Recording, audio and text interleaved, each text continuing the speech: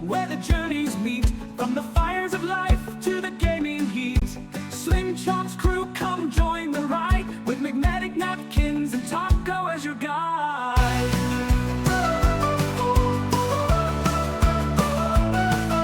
Beyond the quest, where the journeys meet. From the fires of life to the gaming heat, Slim Chomp's crew, come join the ride, with McMedic, Napkins, and Taco as your guide.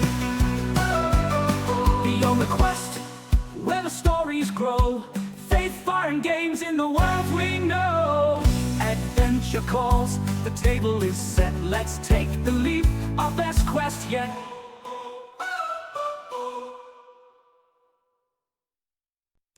From the first light to the game's last stand, we're chasing truth with controller in hand. Faith, adventure, stories untold, first responder, hearts brave and bold. Beyond the quest, where the journeys meet. From the fires of life to the gaming heat, Slim Chomp's crew, come join the ride, with McMedic, Napkins, and Taco as your guide.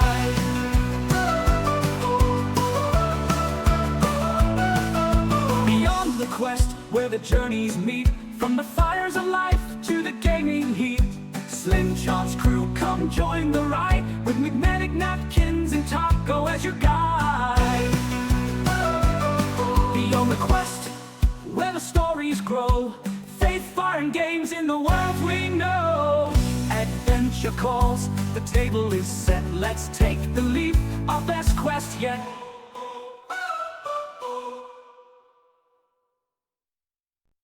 From the first light to the game's last stand, we're chasing truth with controller in hand.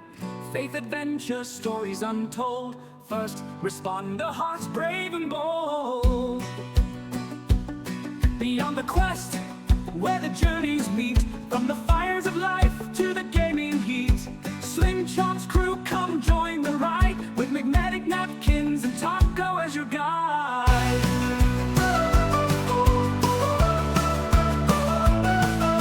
Beyond the quest, where the journeys meet. From the fires of life to the gaming heat, Slim Chomp's crew, come join the ride, with McMedic, Napkins, and Taco as your guide.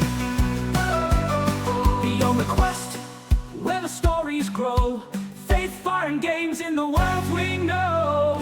Adventure calls, the table is set, let's take the leap, our best quest yet.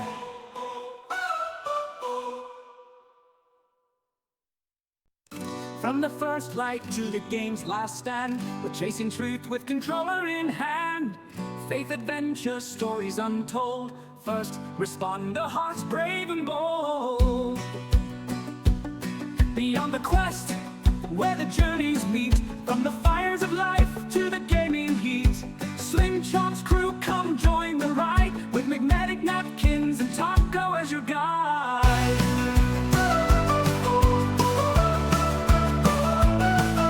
Beyond the quest, where the journeys meet. From the fires of life to the gaming heat, Slim Chomp's crew, come join the ride, with McMedic, Napkins, and Taco as your guide.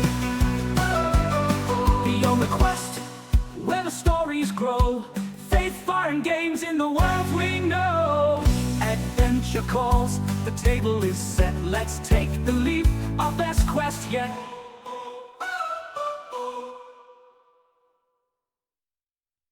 From the first light to the game's last stand, we're chasing truth with controller in hand.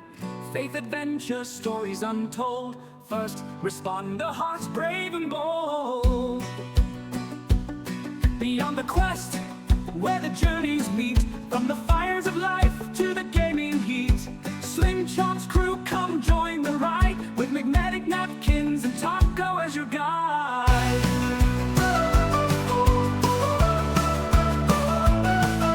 Beyond the quest, where the journeys meet. From the fires of life to the gaming heat, Slim Chomp's crew, come join the ride, with McMedic, Napkins, and Taco as your guide. Beyond the quest, where the stories grow, faith, fire, and games in the world we know. Adventure calls, the table is set, let's take the leap, our best quest yet.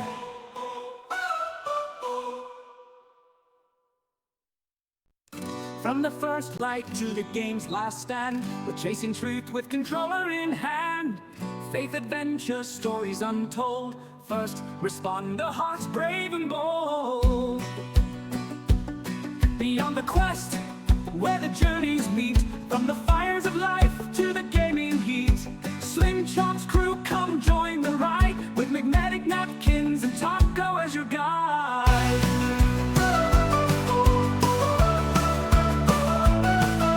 Beyond the quest, where the journeys meet. From the fires of life to the gaming heat. Slim Chomp's crew, come join the ride. With McMedic, Napkins, and Taco as your guide. Beyond the quest, where the stories grow. Faith, fire, and games in the world we know. Adventure calls, the table is set. Let's take the leap, our best quest yet.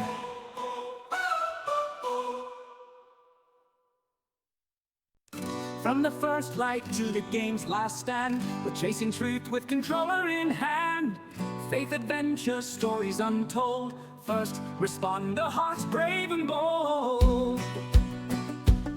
Beyond the quest, where the journeys meet. From the fires of life to the gaming heat. Slim Chomp's crew, come join the ride. With McMedic, Napkins, and Taco as your guide.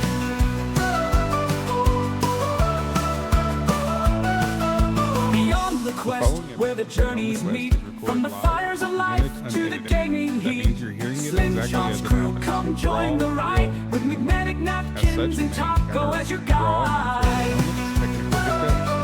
Beyond the quest, where the stories grow.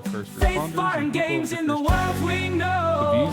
Adventure calls, the table is set. Let's take the leap, our best quest yet. Partners or Slim Chance Gaming. Listener discretion is advised, and we thank you for joining us on the journey. From the first light to the game's last stand, we're chasing truth with controller. Good morning, people. Good morning, y'all. It's beautiful. It's just We got a Napkins with us this time. I'm missing Napkins. somebody. Who you missing? me. Are you missing me? Probably. I was missing Taco. He was hiding behind. You hide behind me. Anyway, how's everybody this morning? Everybody have a good Memorial weekend? Oh, I'm doing amazing, but I'm working on it. Before we jump straight in this, I want to go ahead and read this before I totally forget. I talked to Callistus last night a little bit, which he is going out of town for a couple days, but he asked us if we would please on the stream just say a prayer for Staff Sergeant Bryant McKay, 34. He died December 26, 2007 in Mosul, Iraq, and he's survived by his wife and his 3 sons, all that were under the age of 8. If we would mention that family that was very close to him. So I want to go ahead and throw that out there. It is Memorial Day and what's nots. So remember all the soldiers that gave a ultimate sacrifice for this country.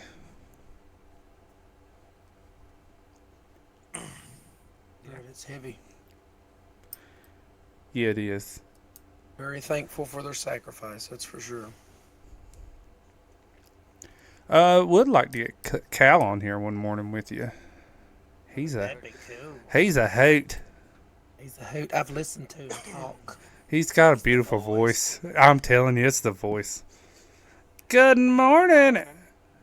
Is it Amy? Yes, I believe Angry Vet Nation is Amy. Yeah, that's Amy. Good morning, Amy. Hope you're doing good. Hope all of AVN's doing good. And a happy Memorial Day to y'all. Happy Memorial Days. Happy day. Did you ever watch us do our playthrough on Castle Crashers? MoonPie? Part of it. That's the one with the little like cartoony looking knights, right? Right. Yes. I think So, one of my children's Peyton, aka Grummy Nuggets. Has he changed his name again? It's just Grum. He either goes by Grum or Grum is short for Grummy Nuggets. But so he sat down on the couch one day and watched that entire playthrough, every episode, and fell in love with it until he done enough stuff like chores and things for people and worked for Nana and made some money so he could buy the game. And he has fell in love with the game. And I have promised him that I will do a playthrough the game with him because he has done more research on this game and knows more about this game than I do now. And whatnot. So it's pretty cool. He kind of informed me that like I played with the Orange Knight when we beat the game, and I unlocked 2 other characters I didn't know about. And depending on what character you play with, you unlock different characters if you beat the game. And he went into some detail about stuff I didn't even know with the game. So that's pretty cool. I'm excited to do that playthrough. How's Fortnite being, MoonPie? I've not been playing it a whole lot. That's Mander's been on it. Actually, she's on it right now. I've been playing. You beat Ghost of Tsushima, right? I did. So I went back and started it on Legends mode. Ooh, you're a gamer. I like Legends mode. It's very hard. I die a lot. And then I started playing the second part to the Star Wars game I beat. I think Fallen Order. One's Jedi Survivor and one's Jedi Fallen Order. I always get them confused. Yeah, me too. I get the titles mixed up. But I beat the first one, and I've got it on disc. So I started streaming online to play the second one. And I'm about maybe 10% into it. And it's pretty sweet. I've never seen you online streaming. No. Not like that. Like I'm streaming it to play it. Oh, like cloud play. Yeah. I still haven't learned how to stream to show any of the games that I play. I told you how to do it. I don't think anybody wants to see this bedroom. Look at this. Little guest bedroom. It's all dark and moody. So moody. Should be getting the Good morning, Good morning, Vet. Happy Memorial Day. I can't talk. It's definitely a Monday. Hey, that's what I was thinking earlier today too. And you both thought right. Yeah, I've got a bit of a story time for us today. Is it like story time before Quester's questions and Napkin? What did Napkin think, my Bob? Grummy Grum, there he is. I told you he's on here. We could do it before. Grummy. He specifically asked me to mention that he is wanting to do Castle Crashers. Nice. I think I used to have Castle Crashers on my phone for some reason. I don't know why I'm thinking that. On your phone? Yeah. I remember like when the have it on the 360 first came out. It was when it first came out. That's what I had it on. Yep. Because I had a 360 up until the break-in. Oh, that would be it. It's just the fresh in my mind. Yeah. Fresh in its mind. Disappeared after that day. I think a fan fell over behind me. If anything gets too loud, people watching, if anything gets too loud, you all let me know. The wife is working on Awaken the Mountain shirts. Whoop, whoop. I'll never do that again. Probably a good idea. Yeah. Napkins so quiet. I don't know. Napkins? Oh, you know, Chad just waits until we're live to start messaging me as normal. Daggone Chad. Chatterific. Yeah, don't do that again either. MoonPie, Kentucky's stupid, and your application may take longer than anticipated. I sincerely apologize. I agree. Kentucky is very stupid. Very stupid. What's wrong with Kentucky, guys? I live here. Probably logistical Just 10 years things. behind the rest of the nation. I don't. It's no big deal. Taco like disappeared and then came back. Somewhere I've got, I don't know if it helps, but somewhere I've got all my certificates and stuff. How's it help? How's it help if you don't know where they are? They are somewhere that I think is.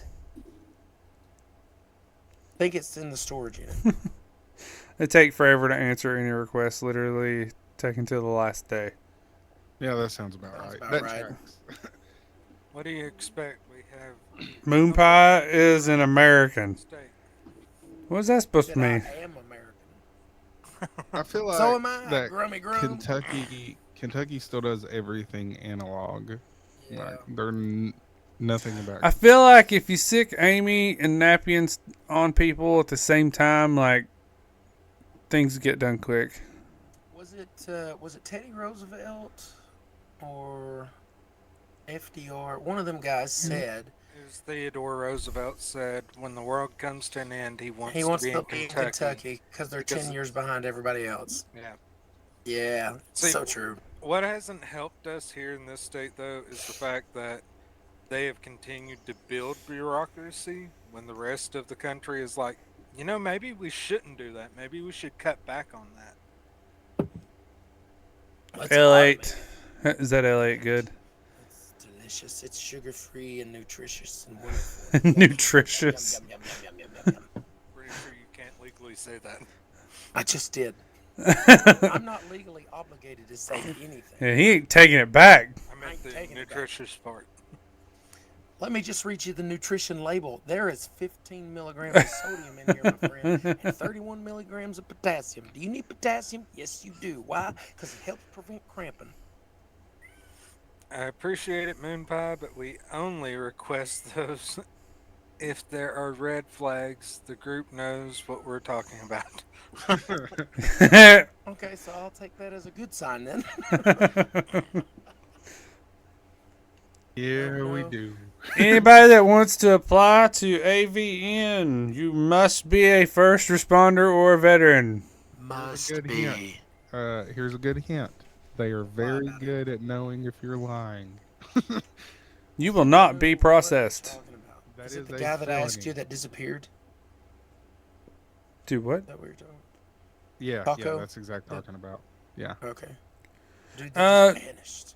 Before we jump into questions, because that's going to get entertaining. Booley, booley, booley. Taco, what was your story time? Okay, Taco's so, time. Taco's story time! so I don't know how much MoonPie can relate to this story, but I know Uh-oh. Napkins can semi-relate, I'm and I know already you'll offended. get it very well, Medic. Oh, this is an EMS story. Yes, it's one from just this morning, in fact. You get called out at 4 a.m. for a diabetic with high blood sugar. What's your first thought? What do you mean, what's my first thought? You gotta get up and then get in the truck and then you go there? No, your first thought is, what is this idiot doing up at 4 a.m. checking their blood sugar? Why don't they sleep and then take their insulin? You're not thinking anything else. You're just aggravated because who gets up at 4 a.m. to do something like that, right? Old people. Well, we get on scene. There is no driveway. It's basically just broken rock that Hashtag is... Kentucky. Right. It's maybe 5 foot wide, so not even remotely wide enough for a truck to be on. And the patient's, I'm assuming, daughter, I'm not entirely certain on the relationship there, but she Hashtag comes running Kentucky. out of nowhere because it's pitch black around their house. They have no lights on, and suddenly starts screaming, "We've been doing CPR." And we're like, "Wait, what? This is a diabetic emergency. Why are you doing CPR to him? I feel like something's missing here." So Kentucky. my partner is like, Let's go see what we got. I'm sure they're overreacting. Okay. He gets through the door before me and immediately is like, hey, bring me the monitor. Oh, okay. So I turn around, go back to the truck, get the monitor. Come back up there, get the pads out. What have we walked into? Sounds like a coward. So we get the guy hooked up, and then my partner's like, get the bed as close as you can and have a back valve with you. Okay. Get it out there, and he's like, let's just carry him out. I mean, that's kind of what I figured was going to happen because he's up like 6 steps and everything. Get the guy loaded up, we get started with everything. We get to the hospital. After the patient's moved over, I look at my partner. I'm like, what in the world happened on this call? How did we go from high blood sugar to code in progress? He took his last breath when I walked through the door. What? He took his last breath when I walked through the door. Oh, well, I feel like there was something lost in communication either between the caller and post 9 on that one. For us to only be told diabetic issue. But One, apparently they Emphasis on the die. he had went completely unresponsive and they had attempted CPR 3 times before we arrived. Oh my. and they never We have told no idea 911. this. Either they didn't tell 911 or 911 didn't tell our dispatch. We have no idea what happened. Listen, this is serious, okay? I want to go and warn you, Taco, because these calls come. You got to watch them diabetes attacks, Oh, I know. because they'll jump out of the bush right at you. They'll come at you while you're in the post office. I got a call one time that said, I need an ambulance. I'm having a diabetes attack. And I said, what's a diabetes attack? Dispatch said, well, they're having a diabetic attack.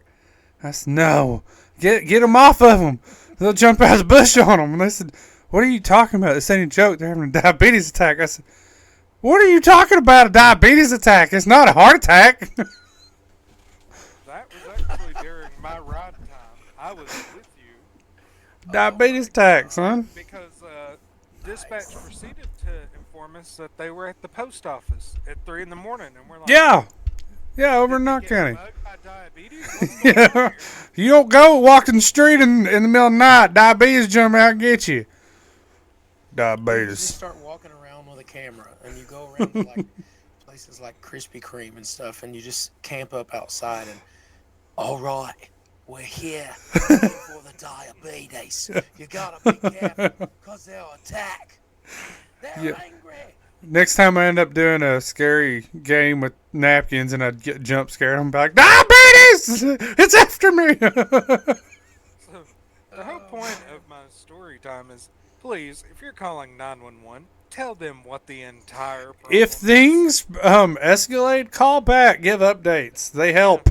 Yeah. So,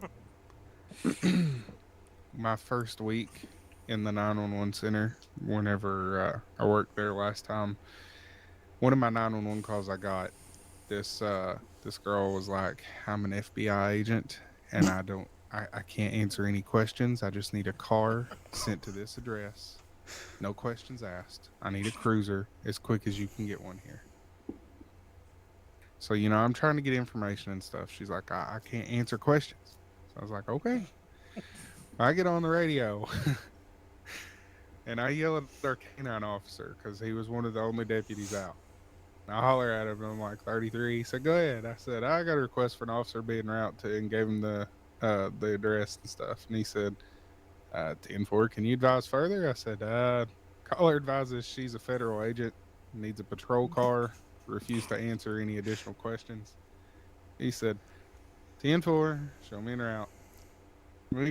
He goes on scene, hadn't been there 5 minutes, and he said, dispatch, I'm gonna have one 10-15, which means in custody. And I was like, 10-4, and he said, I'll call you with further. He calls me, and whenever he pulls up on scene, she's got a needle stuck in her arm. Oh my gosh. Hashtag Kentucky. And then says that she needs the patrol car because the person that had sold her the drugs had shorted her, and she needed to go arrest him because it was theft. Oh, so I used before I ever got my paramedic, I used to drive this paramedic around who was so hateful. So hateful. All the time. And always put me in a bad mood, and I didn't like it. Okay. Was his initials JW? Let's just say he rhymed with Higgins. But, so it was, I don't know, it had been a long shift because I was working like 96 to 120 hours a week with this guy. And it was miserable. Anyway, so I made my mind up one shift. Listen, I'm not letting this guy get me in such a bad mood. He wants to be in a bad mood, that's fine. So this whole shift, he's just meh about everything, and I'm like, I don't know why you're so angry, man. Just chill. And so then he starts getting to where he's going to run his mouth on me, and I was like, oh no, we don't. Oh no, we don't.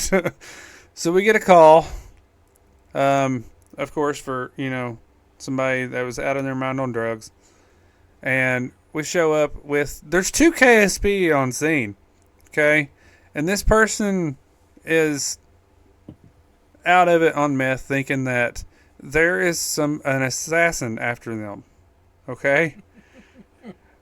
We had to get them out from under a house. And I said under the house, in case you didn't catch that. Finally get them out, and they're doing like the whole looking around type thing, and they're talking about how they see all these people hiding in the trees, trying to snipe them and stuff. It takes 20 minutes to get them inside the truck, and all the little glass windows on the walls in the ambulance, and they see all these reflections, especially from the cruiser lights going, and they're like, "What is that? What is that?" And this paramedic makes some comment to me that I'm very incompetent. And I was like, oh, okay. Well, I'll let you handle this. We'll just get on to the hospital then. He's like, fine. You just get up front and leave me alone. And it's like, okay. And I was getting to close the door, and I said, by the way, bub, you better watch it. I see some red dots on you coming out of these windows. And slammed the door. And this guy went crazy. Thought that lasers were on him. That he was getting ready to get sniped, and Taco is froze on my screen in a very funny picture. Yep. But yeah, it was funny. Good times. Taco's froze, like rubbing his lips. This is weird. I was putting chapstick on. Yeah, you're unfroze, but you were like, Oh, I know. It's froze on my stream too. oh, was it? So, Oh, Taco. Hard sell, soft sell. another call that we had that we used to get a lot, in all honesty, was juvenile complaints for four wheelers and dirt bikes and whatnot. And this particular day, we had been getting them all day long, and every time we'd send a deputy out there, of course they were gone. So that same deputy, he got it in his head he was just going to sit and wait, and he comes across the radio and tells us that he's pursuing one. They're running from him. It'd probably been about 10 minutes or so, and he said that they'd stopped and stuff, and that he had one at Taser Point, and the actual full sheriff gets on the radio, and he talks real calm, real low, and real monotone anyway. So all we hear is, one dispatch, attach me to that. He's like, okay. And he's a retired trooper, no BS kind of guy. And after they clear the call and stuff, they come up to dispatch and was telling us this story, and apparently the sheriff had got on scene and went and broke a switch off of a tree and was chasing this teenager around with a switch. Hashtag Kentucky. The deputy was screaming at him, saying, "You can't do that! You can't do that!" And he was saying, "Watch me." Nice. That's I great. remember one of the first calls I ever got dealing with somebody that was high on drugs.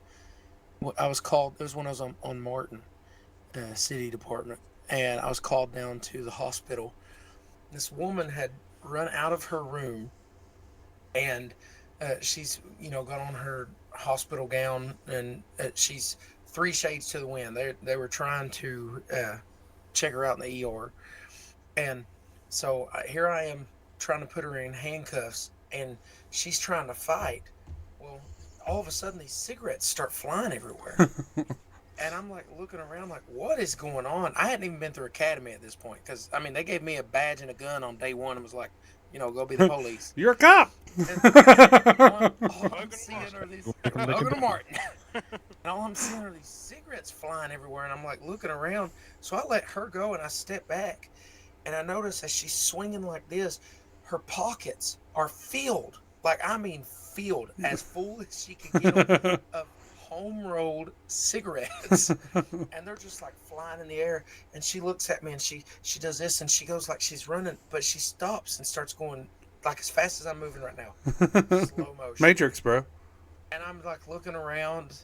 I Everybody had else no idea is? what was going on. I was like, is this normal? Is this what do I do here? So I didn't know. I put her in handcuffs, took her to the jail, get her down there. First person I'd ever had to take into the bay or anything. They get upstairs, and they sign off and everything, and I go get back in my cruiser, and I get probably 10 minutes down the road, and the jail calls me, and they said, hey, we need you to come back and get this person. I was like, what for? And they said, they still got an IV sticking in their arm. Y'all signed off on her. It's your problem. It ain't mine. So that was my first experience with someone being intoxicated. Well, first experience as a police officer with someone being intoxicated. Listen, you ain't live till you see them do the meth aerobics, I'm telling you. Oh, yeah. There you go. That's what I like to That call it. excited delirium hits another level. Oh, yeah. Same canine officer. He used to get into crap all the time, but he was just supposed to be patrolling. Didn't tell us he was on anything, and he gets on the radio and he says, "Dispatch, I got one fighting," and we're like, "Where are you?" And he marks it again, says "Canine deployed," and then he says he's got him detained and stuff. Same thing. The sheriff gets on the radio and says, "Attach him to it." And we're still trying to figure out where he is. If you can find him, get to him. Well, the sheriff gets on scene, and it's a juvenile, 17 years Oh old. my gosh. And Furry missile launched. got him in the back of the canine's officer's cruiser, and he starts hitting his head on the window, spitting, kicking, going on. The sheriff just goes over, pops the door open, starts shaking his OC spray, and the canine officer goes, "Not the dog!" Not the dog." Listen, you were talking about juveniles. I went on a call one time, and I was running with somebody I know pretty well, and this is like one of my first calls as a paramedic. Okay, like I'm supposed to be the one in control, charging the scene. You're right. And we get a call to go pick up a juvenile that KSP is dealing with that is just uncontrollable. And I'm like, KSP can't control a juvenile? So we show up, and there's 3 KSP on scene with this boy who's like 16 years old, doesn't want to listen to his parents, apparently yelled at his mom, and then kicked his dad between the legs. So they don't want nothing to do with him, and they can't control him. Should have knocked him out. So KSB is getting him to walk outside, and I'm inside trying to get info. I'm like, "What? Who is this? What's going on?" Type deal. And I look at my partner. I'm like, "Go on out with them if you want." And I guess get him in the truck. I'm gonna find out what happened, you know. So apparently, as I turn around to walk outside to go towards the truck, this boy starts speed walking away from KSB, and one of them's like, don't do it. Don't do it, because I will put you in the ground. And he's like, no, you won't. And I was like, oh, this is going to be good. Oh, yeah. So he starts trying to speed walk, and one of the troopers just pulls a taser on him. Like, straight up pulls it out. So instead, he tries to hide behind the ambulance. And my partner at the time was like, just come around the other side and grabs this juvenile by the collar of the shirt and slams him up against the truck. And is like, listen, I ain't putting up with your bullcrap. I've got a child that won't listen to me, and I ain't coming to work and dealing with a child that won't listen to me either. So this kid's like, all right, man. All right, it's cool. So we get to the hospital, and this kid the whole time was fine. On the way to the hospital. Totally chill, talking to me about gaming and everything. So my partner opens the door, and we're getting ready to get him out, and he's like, this kid just starts talking crazy crap, right? Like, he's like, give me something right now, and I'll just end it all. Give me something and all this, and I'm like, where did this come from? My partner just whips out a pocket knife, and he's like, here, go ahead and end it right here. You're at the best place to do it. And this kid's like, what? And he's like, yeah, here. Pulls out scissors, reaches up to him. And he's like, here, will this help better? I mean, I can keep reaching you stuff if you want. I mean, you need help with it? And I'm like, dude! And that kid's like, you guys are crazy. You should be the one going in there, not me. Can you guys take me somewhere else? Yeah. Fun times. Crazy trains. You get to control it for a while. Serious call that took a very different turn. It was like 2 o'clock in the morning.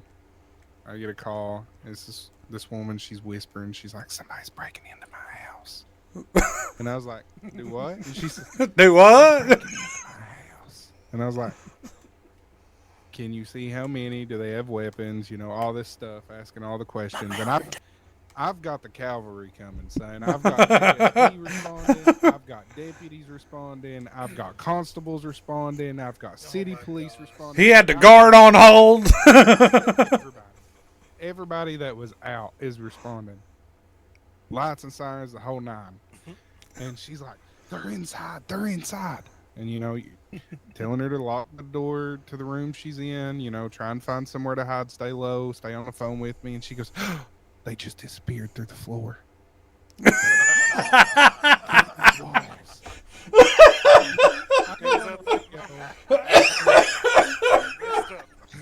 I'm like, dispatch to all responding units. Be advised, caller may be possibly code 600. And one of them marks up and says, dispatch, can you advise further? I said, 10-4. She says the individuals are in the walls now. What if they got there, though, and, like, they just find somebody peeping out of the wall? People trying to hide in the walls and doors. We used to go pick a guy up at Sporting Down that there's a gas station right beside his house, and he had a big old window. That's all he could see. And Indians had bought this gas station out, and he swore up down that these Indians would break in and they'd hide in his bed and tickle his butt. True story. Oh, gosh. Wow. This has been a fun 38 minutes of reliving moments. Yeah, these definitely. Do you guys, did any of y'all ever get to work with Mahalik? Mahalik? Yeah, he was a trooper at Post 9 for a while. I don't know if he's still at Post 9 or not. I've not seen him in a long time. But he was like 6'7", 6'8", huge dude. That's not Lurch, is it? No. It was he kind of looked like he had just come from the Hawaiian Islands or something. I mean, he was just this monster of a Samoan-looking guy with no hair, slick bald. If I did, I don't remember. Okay, well, so we had a call of there was a car coming through, and this was when I was at Martin, and I was in in academy, but I was working during off week of academy. So uh, we get a call. There's this car coming through, and the caller says we're pulling into McDonald's, and the guy that was in the back seat had a warrant, and so the caller had turned him in or whatever. Well, me and Mahalik were sitting right across from McDonald's in that gravel spot, and so we see him pull in. We pull over there. We get out, and the guy he starts telling us, he's like, no, no, no, that's my twin brother. That's my twin brother. And of course, we're pulling up pictures and stuff. We're like, well, it looks like you to me. And so he gets out, and we put cuffs on him. Mahalik's getting ready to put him in his car, and he says, yeah, you think you're all big and bad because you got that badge. Now, picture this. This guy is like, you know, probably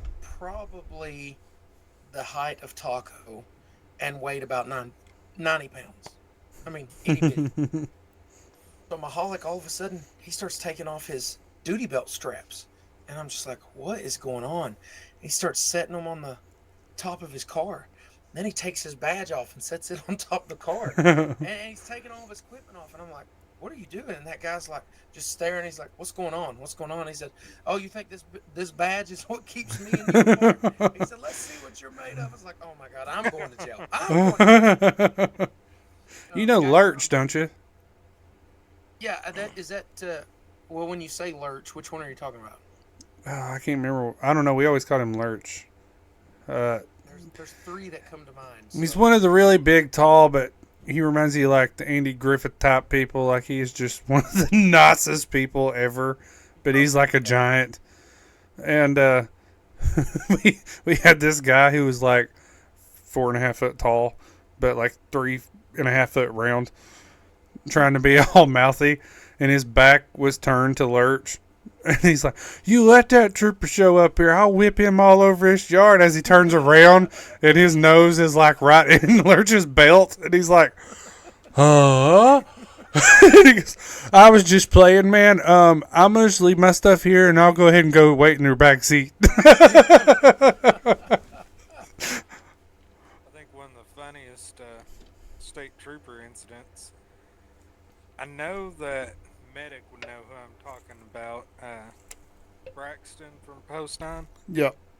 So you all are legit first responders? Yeah. We didn't make that part up. I used to be.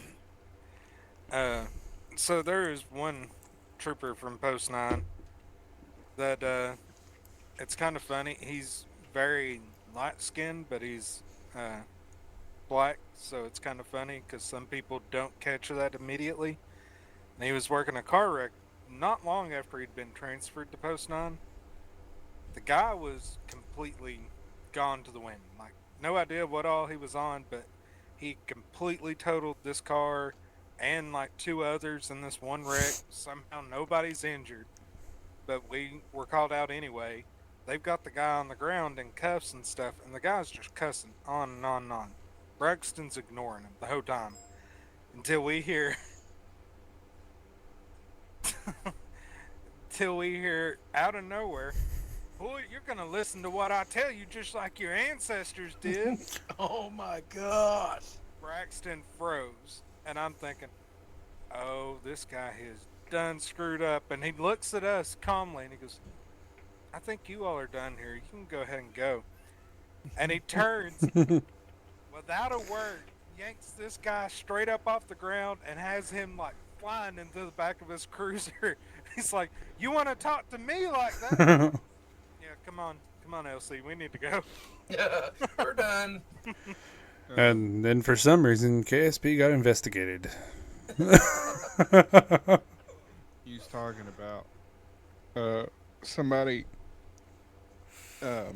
saying that a badge made one tough. There were some troopers that used to come to dispatch and hang out all the time. There's 2 of them telling a story on the other one, and it was something very, very similar to that. They were at a hospital waiting for one to be medically cleared, and of course the dude was high, and he kept making comments like that. The only thing that makes you tough is that badge. You take that badge off, and I'll whip you, and all this.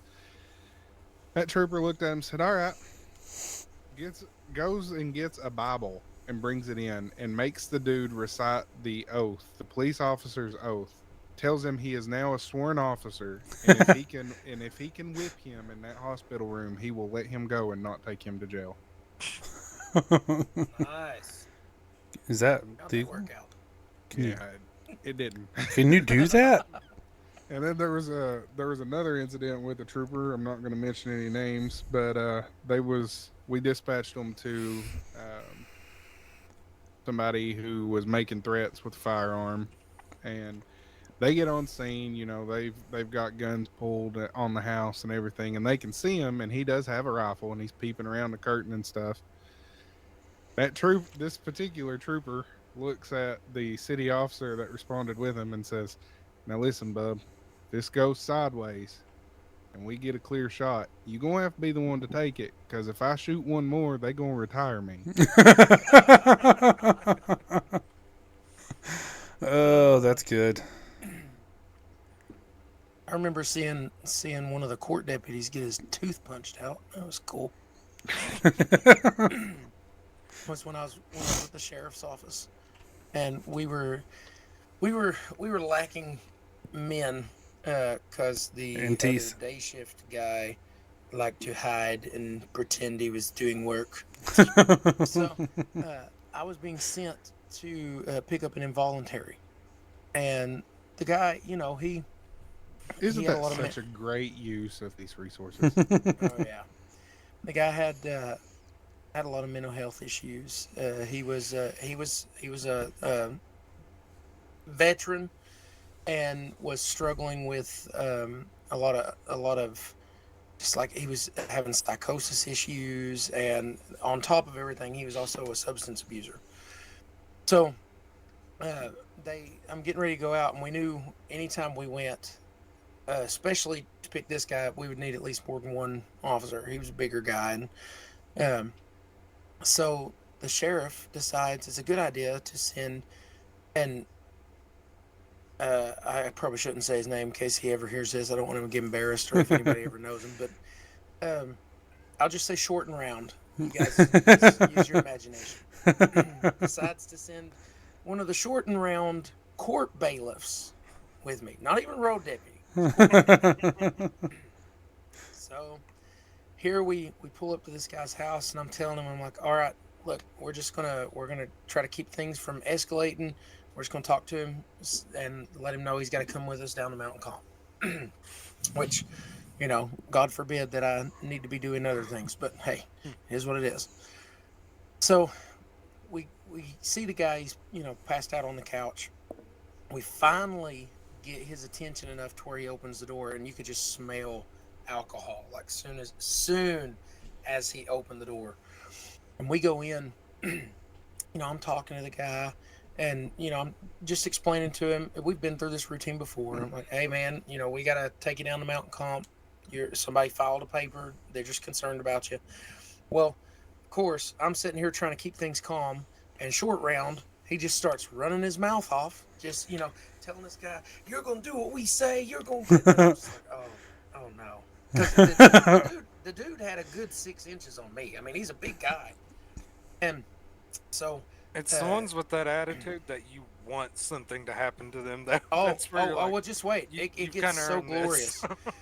So I kind of stepped back and put my hand on my taser because you know, he starts swelling up. And I was like, oh, here we go. Well, about that time, DJ, Short Round.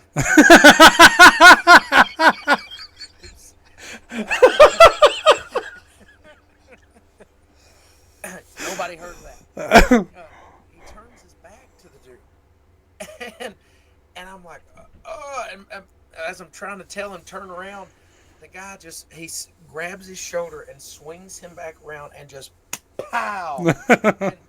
And as he goes down, I pop the taser, and then they both go down. And as Short and Round is falling down, all of a sudden I see a white object go flying out of his mouth, and he stands up, and he is now missing his front teeth. So we get all this situated, get the guy in the car, I get the barbs out of him, and I reload my taser and everything. We get down to Mountain Comp, I get him in. I keep cuffs on him. Get him in the chair. And we're waiting on the person to come in and evaluate. And while we're sitting there, of course, Short and Round decides he's going to start running his mouth on the guy because he's handcuffed to a chair.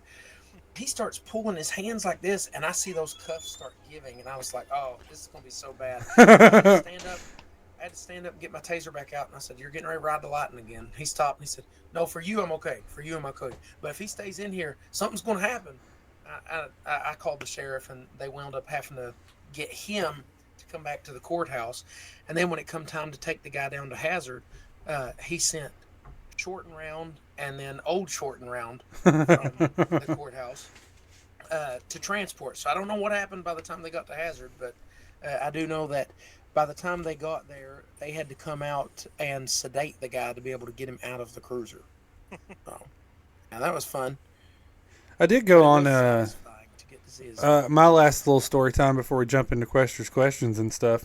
I did go on. I had to go on scene, and I thought I was going for the patient, but no, I was having to go check on a police officer because he was a very cocky cop, because he was one of them that thought, you're going to do everything I tell you to type deal. And they were dealing with somebody who they thought was under the influence, but he was not. Okay? He was not.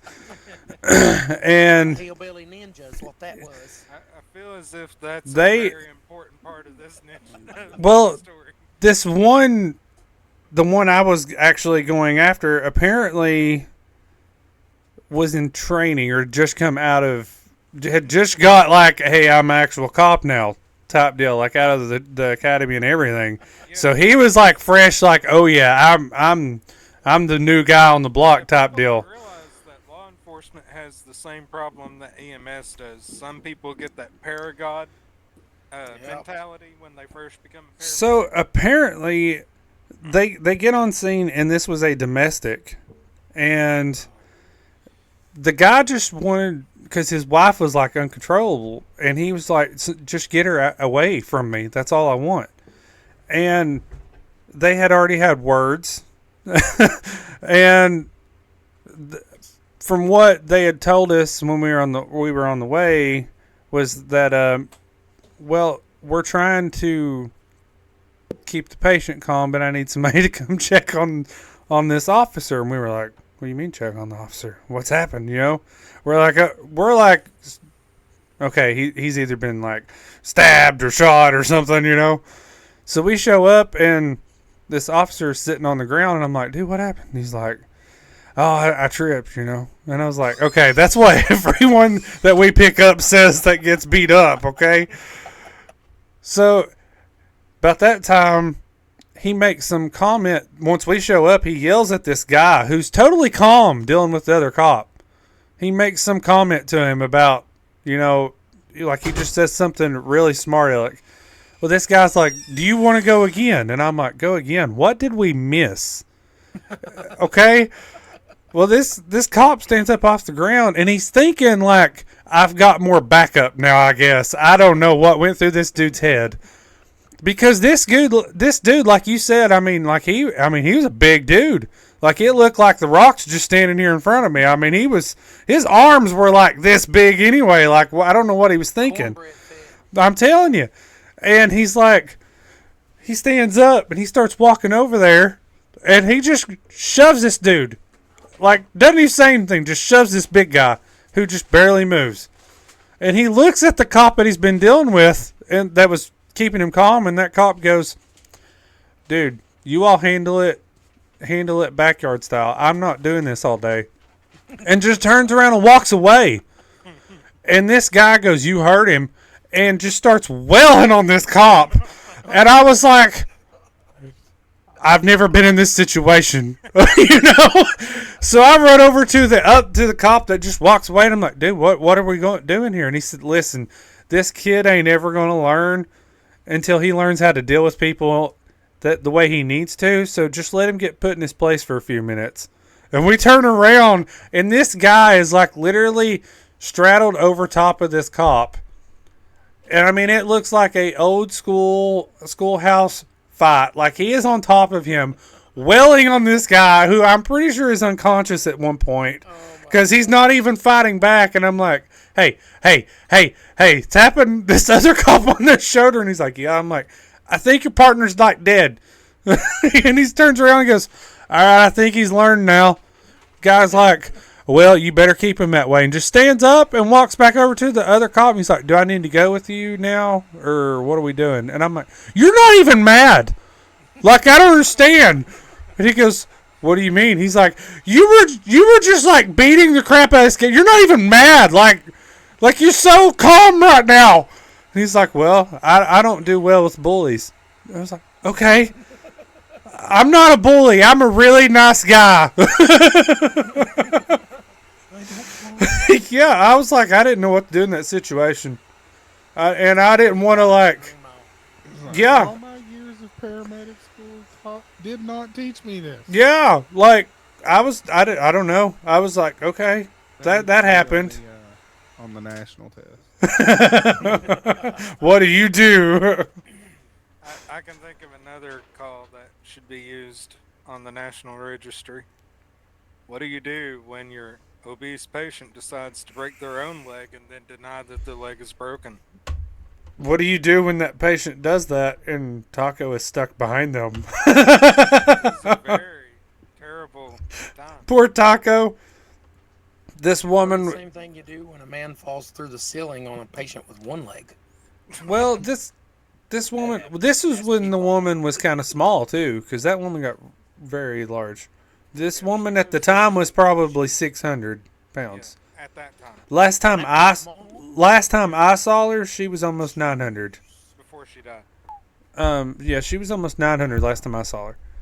But she actually, at the time, surprisingly, would try and stand and pivot, is what they told us to get from Pivot? pivot.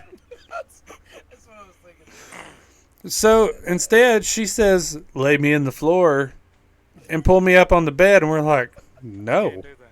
Not gonna happen. I mean, we're like, "No. Why would we?" You were You're literally standing right now. Just turn and sit down, you know? And she's like, no. Boy, Mr. Medic. She's like, lay me on the floor. And we're like, no, just turn around and sit down. You're standing up. Taco is behind this woman, who you can barely see Taco at this point. Okay? And she goes, no, I want to lay down. And just goes to lay down. And you hear what sounds like a shotgun go, pow! And as she goes down, all you see is Taco going, our eyes across from her. She hit the floor, and we're like, and our first thing was, instead of like, are you okay? We were like, Taco? And he's like, I can't hold her. And I'm like, well, she's on the ground. Like, I don't know. And she refused to go to the hospital or anything. And we had to go back next day. Her leg was snapped. She's like, we literally had to drag her up on the bed and everything. And she's like, I'm fine. That was just my arthritis popping. Arthritis balls. It's not Oh my god. that wasn't arthritis. That was your leg snapping in half. No. What? You know what? Here, sign this refusal. Because we're telling you what has happened here. Ugh, man. She, last time I saw her, bless her heart, I mean, because she was in a back bedroom at the time of that.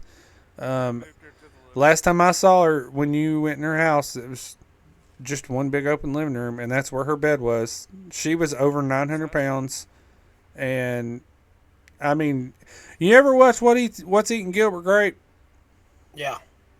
Mama. Yeah, that's what came to my mind. That's a sad movie. Like, I went there one time around Thanksgiving, and she had plates lined up around her, and she was like, y'all want some food? And I was like, nope. No. Nope. This is how non-compliant she was, though. 2 months after the leg snapping incident, I was sent with another crew to take her to a doctor's appointment as a follow-up to that, because she hadn't been back to the doctor since being released from the hospital. We go in, we have a bariatric bed with us, and I tell her, do not move until we tell you to, because she's just laying in a king-size bed.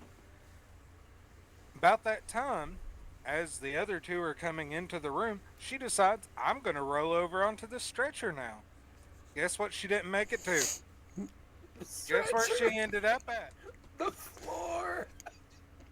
Yeah, I had. Minutes of us trying to get her out of that floor. And Oh her only gosh. response at the end was, well, I guess I'm not going to the doctor today, am I?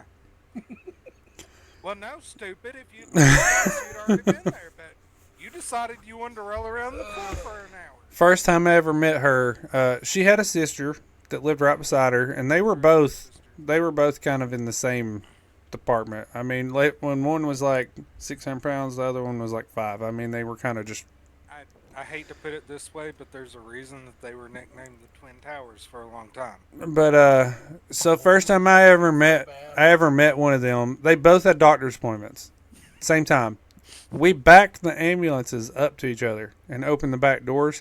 That was the first time those two sisters had seen each other in 13 years, and they lived beside each other. Wow. Yeah. We were on opposite trucks that day. Yep. And had them. Yeah. Yep. Wow. Yep. That's Sad crazy. situations. That was the same day that the young one decided to snap her leg, in fact. Yep, sure was. Because Medic and his partner had just left the scene when she decided she no longer knew how to walk. Like, you came down this entire hallway into your bedroom. You were 2 feet away from your bed. And suddenly you don't know what to do. I think secretly she just kind of liked taco, and she was like, "You're gonna stay in here with me, boy." You ain't going nowhere. Patients being inappropriate. Uh-oh. I had this old lady in the unit last night. I went in, and older people, especially whenever they're in the unit and stuff, you try and be a little nice. You're like, "Hey, honey," stuff like that. When are you wake them nice? up at 3, 4, 5 o'clock in the morning to stick them with a needle. So I bet you ain't nice about it at all. I bet like you flip the light on and blind them, and you're like, "I'm here to stab you." no, I You're actually gonna am, die. I actually am nice with them, believe it or not. But Diabetes. this woman in particular, I've got one of the other phlebotomists with me, and she does look young for her age. And I go in, hey honey, we gotta get some blood. And she didn't really move or anything, so I just flipped the light on. She kind of startles a little bit, and she opens her eyes and looks at the other phlebotomist. She goes, "Well, you look like a little kid." She was like, "Yeah, I get that a lot." And then she looks over at me and goes, "I sure do like me a bald man." I was just like, I'm gonna get this blood now. Yeah. Fun times. You'll have to ask people sometime about when he went with us to serve a warrant on a guy who was hiding in one of his family members' house. I've watched the video. Oh yeah.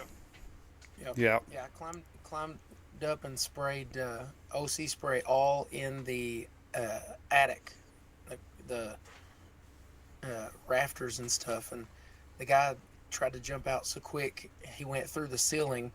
And we come back in the living room, and the lady with one leg's laying in her hospital bed, just looking around. She's covered in pieces of ceiling tile. That's just.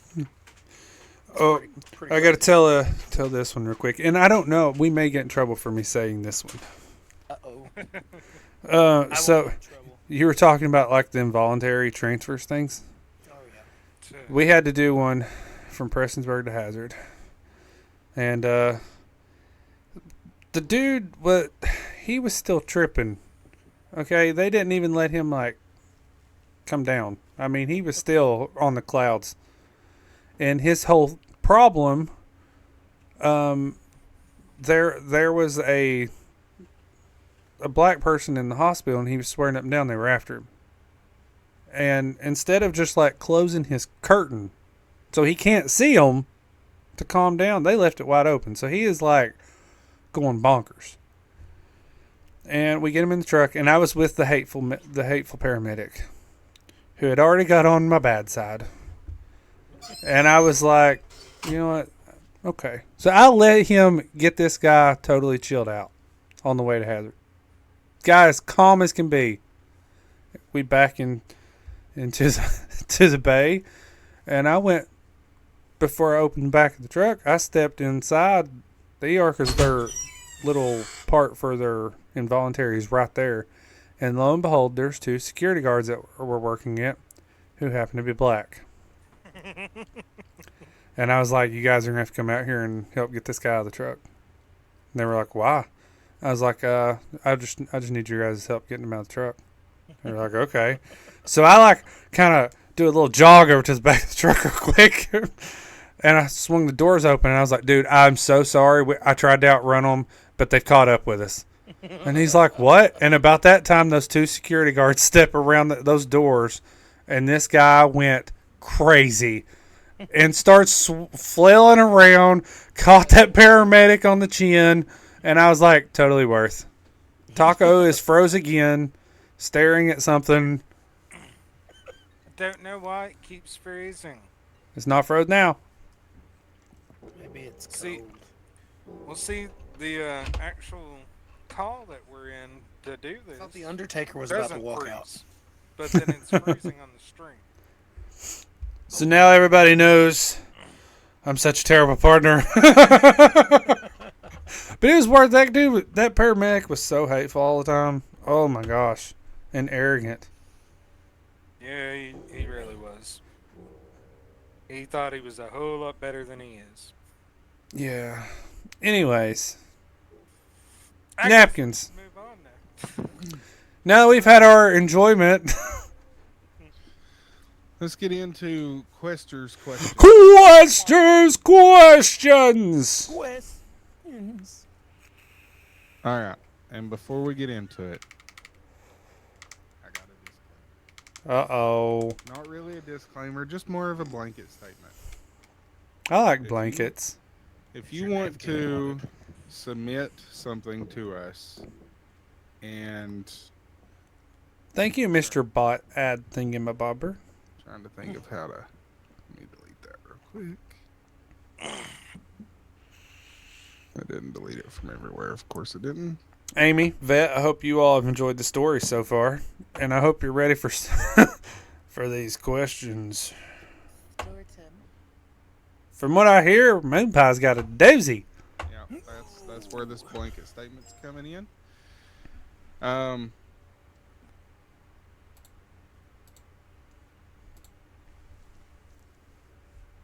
Just a second. So basically, all I'm going to say is if you have something you want to debate or discuss or something that you think that we've gotten horribly wrong, there's a little box that says, would you like to be included on the show? We ain't going to fight. We ain't going to argue. We will sit down and we will have an adult conversation and we'll hear you out. So, I'm just saying, that's there for a reason.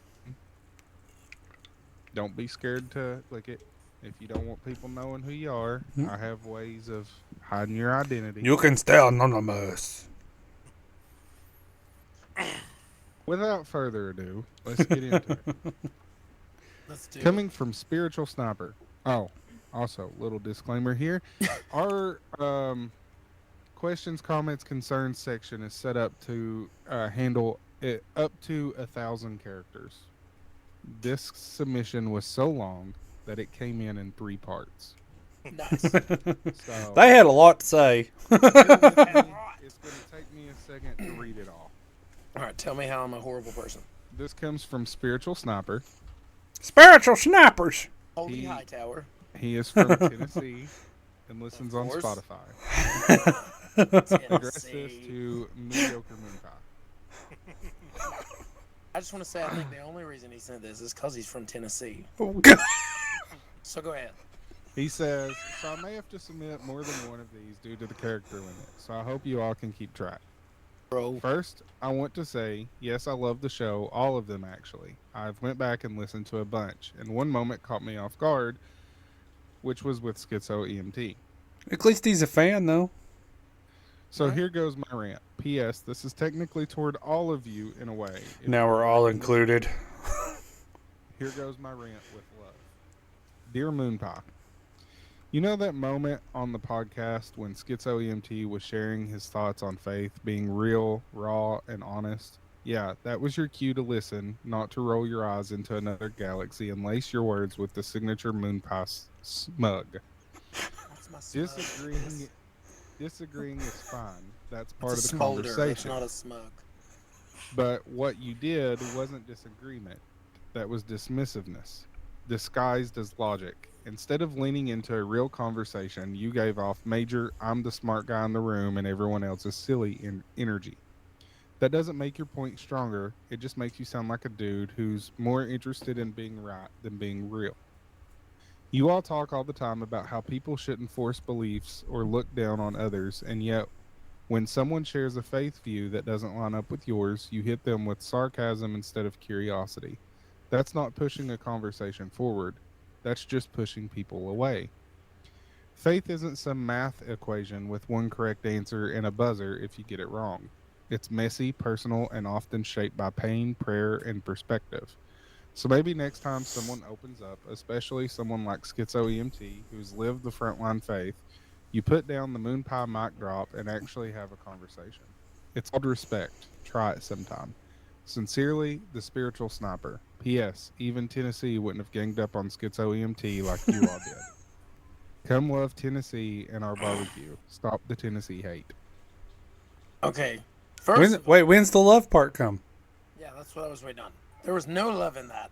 Secondly, I actually went back and watched that whole episode because where I couldn't be here for when this question actually came through, and there was not a moment where I ever rolled my eyes. With that smugness of you. My smugness. If I come across as thinking I'm the smartest person in the room, you either A, didn't watch the whole episode, or you're just trolling. Because I've never in my life felt like the smartest person in the room. Of course, I've never been in a room full of people only from Tennessee either. So I will say, Schizo is like a brother to me. You know, he comes over. We enjoy Christmas together. So I wouldn't be downplaying his faith. I do think it's important to push people, if you're going to have a conversation, to know why you believe something, not just because your pastor tells you to. That's the important part about having these conversations. And that's not dismissiveness, that's encouraging you to study to know why you believe something. And it's not me telling you you can't believe it. I mean, if that's what you find in scripture and that's the way you interpret it and you feel like that's what it says, then by all means believe it. It doesn't mean that I'm going to write you off, because we're not like in a gang. It's not like you're on the Bloods and I'm on the Crips and there's going to be a south side and north side of heaven. I mean, it just don't work like that. What you doing on this side of the Ghost Street? Yeah, and the whole rolling my eyes thing, that was the first ever episode I think that I was on with you guys. It was done in the camper. And I didn't even get to stay on the whole thing. I kept looking up like this because there was a light right above my head, and this big fly kept coming in. He got in the camper door. But I wound up having to get off of that episode early because a pastor had called me, and we had to get some stuff taken care of. So, not really sure where that comes from. As far as Tennessee goes, your barbecue is horrible. It's absolutely dry, and it's the worst I've ever had next to North Carolina, which is even worse because it's purely vinegar based. The best barbecue I've ever had has been in Texas or Oklahoma. Mississippi's is okay. Missouri's is all right too. And I would say if Tennessee wasn't so bad, why would Elvis fake his own death to get out of that place? And we're still believing it. You can go Google yourself right now and say, what is Tennessee's claim to fame? And I guarantee you it will not show basketball championships. So, Tennessee sucks. In all seriousness, I don't hate Tennessee. I actually enjoy Tennessee. I enjoy going. I think it's sad that the only reason tourists seem to go anymore is to get drunk and forget they're in Tennessee. I really do enjoy going there. Some of the people can be a little abrasive because they think they're doing the Lord's work and they call themselves crazy things like spiritual snipers sitting in their holy high towers trying to take everybody out because they think that they've got the right belief beliefs and that they're only correct and everybody else is wrong. So now who thinks they're the smartest person in the room? It's not me. So you know what? If you want to send hate mail, send hate mail. I don't really care. I know where my heart sits, and I know how I feel about Schizo. Pretty sure Schizo knows how I feel about him. I even told him, even though he's a Calvinist, I still love him. And you may be a Calvinist too, and I still love you. So if you want to send hate mail, send hate mail. I don't care. Well, we had a fan. Now, I will say in that particular episode, I was probably one of the harshest ones on Schizo, just because I told him before we ever planned the episode, if you want to have this kind of discussion, come prepared to back it up with scripture, why you believe what you believe. He brought up the topic of speaking in tongues and wasn't even prepared to talk about it. He even told us so afterward. That's kind of a problem if you're going to have that sort of discussion. No, I think because I went back. A bit harsh with it. I went back and watched some of it. I don't think it's so much of that they may have picked up on saying that we were gaining up. It may have been because I brought up how people believe the once saved, always saved. And then we were having the discussion, and then Schizo said he would get back to us and stuff. And it may have been from that part. Like he even said, he wasn't ready to have that part of the discussion. I kind of just sprung it on everybody. I wouldn't say we totally ganged up on him. If it come across that way, I apologize. I think more of it was because, we were raised in the same church. Schizo wasn't. So all of us were on one side and he was kind of on the other. I was getting ready to kind of say the same thing. That might have been something on our side that we did not portray well enough. All Right. of us have very similar beliefs. We was all raised in the same church. Hold on, let me insert an eye roll right here. So someone. You smug. That's not a smug, it's a smolder. If it tears you up, I'm sorry. The four of us was raised to believe very similar. Schizo was not. He, as far as our beliefs and his beliefs, he has some very different beliefs, which is fine. Everybody Right. is entitled to their own beliefs, their own faith, their own walk. The whole purpose of that episode was to talk about why we believe what we believe and how they differ. It wasn't that anybody was trying to gang up on anybody. It was just Right. what support do you have to believe the way you believe? And there was some topics that was not pre-discussed that did get brought up and was sprung, and That was totally on me too. Shame on you. Yeah. At least you're not smug. Roll your eyes at me. Gosh. And we love Schizo. Schizo is a brother to us. I mean, he's part of the family. So if anybody thinks like we're picking on him, brothers pick on brothers. all right. It's kind of what siblings do. Well, This next one is much more lighthearted. It is from Anonymous, which I'm going to name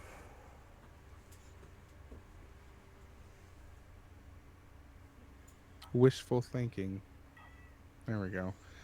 They say, just to say everyone does not say where they listen or anything, they say you get $10,000, but you have to spend it all at a gas station. What are you spending it on? oops. Beef jerky and energy drinks. And gas. I was going to say energy drinks, beef jerky, and lottery tickets. So you make some of your money back. There we go. That's a nice loophole. If you got 10,000, you're easily going to be able to buy every roll they've got on them. You got to make something back, right? It's an option. It could happen. It could happen. Hey, it could What are you happen. buying, napkins?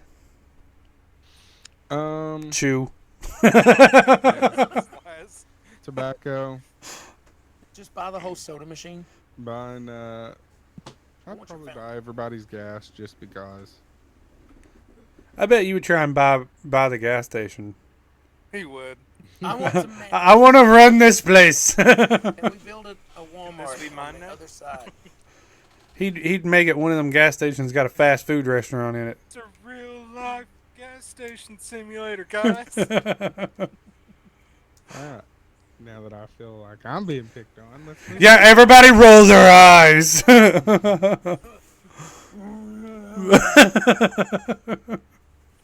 All right, this next one Aggressive comes from eye roll. Anonymous, which I'm going to name Super Dad. Super dad. They listen on Spotify. Dad. Did not say where they listen from. They address this to everyone, and they say, "Has anyone ever had a dad reflex moment of glory?" A dad reflex moment of glory. I found out I was a ninja when my first son was born. I was trying to do the good dad thing, you know, let my wife sleep.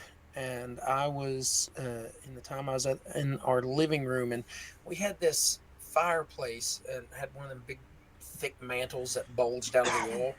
We had two of these little decorative chairs that sit on both sides. Well, it's dark, and Josiah finally fell asleep, so I thought, you know what, I'm going to go lay him down since Amanda's already resting. And I get up, and I forgot about those chairs.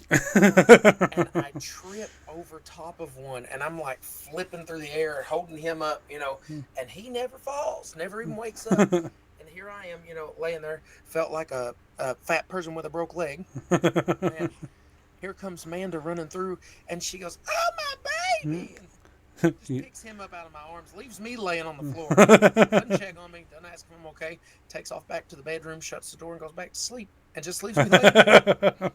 I was like, well, at least I learned that I've got skills of a ninja because I can hold my child up even if I'm I falling. think I've had a couple of those moments. You know, like you see them in like the reels where like the kid's falling and the dad's just like, huh, Yes, and saves them real quick.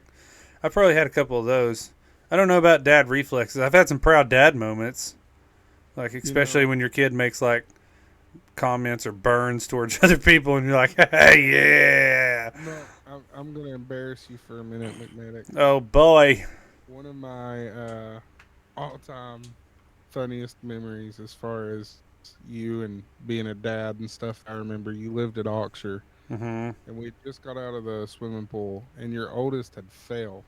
And, I mean, he was being very dramatic and was crying and stuff, and you were trying to check on him, and he was crying so hard that he was making himself gag. And I remember you got frustrated, and you said, "If you cause yourself to throw up on me, I'm going to be one mad dad." And I started Hey. laughing. It is what it is, man. It is what it is. I had one of the, Peyton used to be really bad for when he would cry, he would hold his breath, right? See one of Taco's children in his window right now. And, he would hold his breath so bad, like he would go purple and almost like pass out. And you'd be like screaming, "You gotta breathe!" And I remembered when I worked at the vet office to get like a dog to swallow when you're trying to get them to take medicine, you blow in their nose or in their face really hard, and they'll like type deal. So he was doing that one time when he was real little because he was getting really close. I mean, he was going purple blue. Like, I mean, he was getting up right on that edge of diabetes attacks. And I was like, "You have to breathe." And I went down his throat. And he was like, I was like, "Oh my gosh, I saved him." That was when I realized I will be an EMT. No, I'm kidding. That's not when I realized that. I saved people plenty of times. All right. So the next one I comes saved Napkins from- once. He was drowning. He was drowning. I don't know if he remembers that, but I do. They were throwing him in the pool. He flipped right out of his little floaty. And everybody stood there like, "Ah!" I was just standing there waiting on him to come up. I forgot he couldn't swim. I reacted. I didn't think. And To I be got fair, him he out. never The only thanked thing you. He was- wanted that float. No, he just wanted the float. He didn't care. He was like, "Oh, I'm not drowning anymore. Get my float." My float! Next one comes from questions that keep me up at night. They address this to everyone, and they say, if animals could wear pants, would dogs wear them on 2 legs or 4? Did you have 4 legs? I would say 2. I the would rear. say 2. Yeah. I'm gonna. Because 4-legged pants would look so awkward. I don't know. I would do it 4-legged pants overalls Oh, I see what you're saying. Yeah. because I can see with that. if you only do 2 though, it'd be different if a dog walked on 2 legs. No, shirt. Yeah, you'd have to say shirt. Well, get down and walk on your arms in there, Taco. Don't look right, does it? How? What do you mean 2? Why would it be 2? You got 4 legs. That's the reason. It's gonna look weird. Well, that's the reason I said you do it as like overalls. All right. This settles it. Just chop 2 of his legs off. Vet says 2. You bet. What if you put a pant leg on the back left leg and a pant leg on the front right leg? No, that would look stupid. Exactly. If you were to add the shirt with the 4 pant legs, where are you gonna put the arms? But if they have a set of 4 pant legs, why would they need a shirt? Thank you. That's why you do overalls. It's gonna look weird. Yeah, but if you do a shirt. Dog in clothes looks weird. Yeah, but like. Stop your wife from putting your dog in clothes. Well, she does look adorable in her. Hi. Her name's Dolly Barkin. All right. Let's see. Are you dressing a hillbilly, dog? Do you know where we live? I just see a bunch of stars. Are you dressing a blank dog? I was like, go. It says hillbilly. Why would your chat block out the word hillbilly? I don't know. I don't know. Did it block it out? Yeah, From it started Kentucky. out. But we don't use those terms around here, okay? We prefer redneck. It is hill individual. I'm gonna roll my eyes at that word. Oh wait, what is a smug look? How do you do a smug look? I don't know. You're the master of it. Apparently. Oh, that Every time a reminds smug- me, before we go on to this next question, so there was this patient in the ICU, and they had a blood transfusion, and it'd been like 6 hours since, so we had to go get repeat labs, make sure that they're not still dying. And the son's in the room. Saving lives, son- man. The son's like, I just don't think she can take anymore. And I was like, okay, let me go get the nurse. So the nurse comes in and is like, she could die. You realize that, right? Like, we have to get this blood work. And he said, but I mean, it's your right. If you want to refuse, you can refuse. And he said, but look at her arm. And one of her arms was swollen really bad, but the other one was fine. Obviously, I'm not going to go for the swollen arm. Why not? Why would you traumatize the other one? It's good. He's like, she's covered in bruises, her arm's swollen, and he said, well, obviously they're going to stick the other arm. And he stands there for a minute. Eventually, he's like, they can get it this last time, but after that, no more. And he's like mean mugging me the entire time that I'm sticking this lady. And I get it, no problem, get the blood. End up having to go back like a few hours later because one of her levels was a little off and the doctor wanted it rechecked. And he was gone. So it wasn't a fight the second time. She was confused, so she didn't even remember the conversation. And the nurse, I was like, am I supposed to get this? And the nurse goes, yeah, he's gone. Go ahead and get it. And he's like, okay. So we get the blood. Well, I'm leaving the hospital this morning to come home.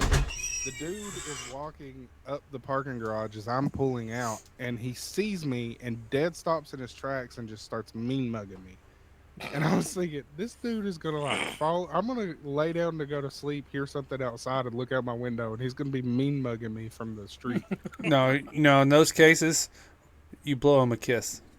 Yep. Works every time. Little wink.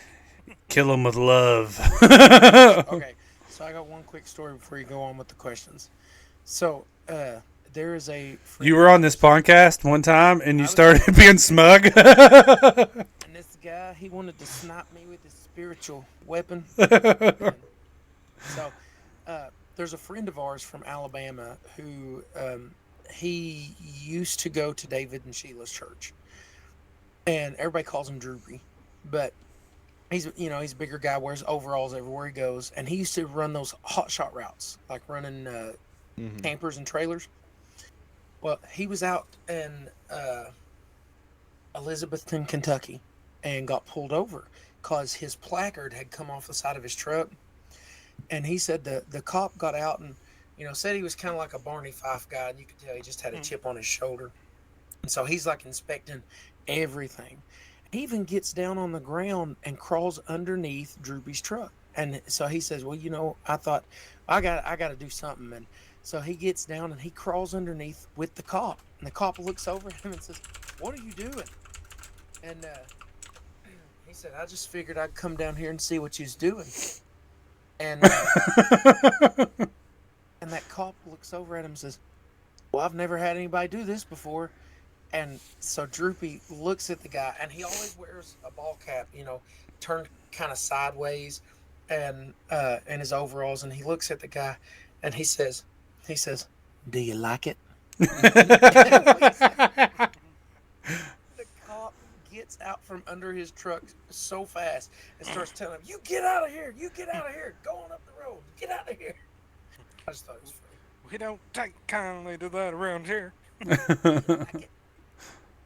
Ba-da-ba-bum. I do have ads in a minute and 50 seconds, by the way. I've not stopped for any ads this episode. Oops. We were too caught up in the moment of being smug and funny. Telling stories while we roll our eyes. All right. I'll go ahead and read this next question. This comes from Serious Insight. Serious insight. They address this to everyone. They did not say where they listen or where they listen from. And they say, do you think people are more afraid of failure or are afraid of being seen trying? I think both. Failure. I think for most people, they're too afraid of failing to actually try in the first place. I'm sure there are some that the trying is their biggest issue, but I think overall it's the failure. I think they're afraid to try because they will fail. They already know they suck, so they're afraid to try. I could see it being both. Yeah, I'm just saying. I think it's both. It depends on the situation. I don't think it's afraid to try because they'll know they'll fail. I mean, look at Tennessee trying to match Kentucky Fried Chicken. Oh, I forgot. Your Tennessee hate is real. For whatever forgave reason, Tennessee. you just zeroed in and said, "I hate Tennessee now," and you have ran with it Yeah. ever since you started coming back on the show. I actually do not hate Tennessee most of the time. Sometimes the traffic's horrible, but it's pretty bad everywhere. So, but it's fun to make fun of Tennessee. Ever Okay. since we had Karen submit something, you gonna have say- just not let it go. I'm going to say it's not that most people are necessarily afraid of trying or failing, even. It's more that they're afraid of change. Whoa. Bum, That got wait, so wait, deep. wait. That got so deep. Where's the waiters? Are you a veteran or or do first not. responder trying to figure out how to turn your chaotic skill set into chaotic good on Twitch? Introducing Angry Vet Nation, because nothing says healing from trauma like yelling at your monitor while absolutely carrying your team in Call of Duty. They're a nonprofit that helps veterans and first responders break into the world of streaming. And by help, we actually mean they help. With gear, coaching, community, and people who get it when you say, this headset is nice, but I still sleep with one eye open. Want to turn your post-shift rants into a loyal fan base? Need a stream setup that doesn't look like it was assembled by a raccoon in the dark? Angry Vet Nation has your six. Check them out at angryvetnation.org and tell them that Beyond the Quest sent you. Because the one thing that's better than the battlefield tactics is sniping trolls in your chat with emotional resilience. That's angryvetnation.org. I Be- feel attacked. Yeah, I was gonna say before you do another ad, I totally feel like you aimed that setup at MoonPie. Yeah, it totally looks like a raccoon set mine up in the dark.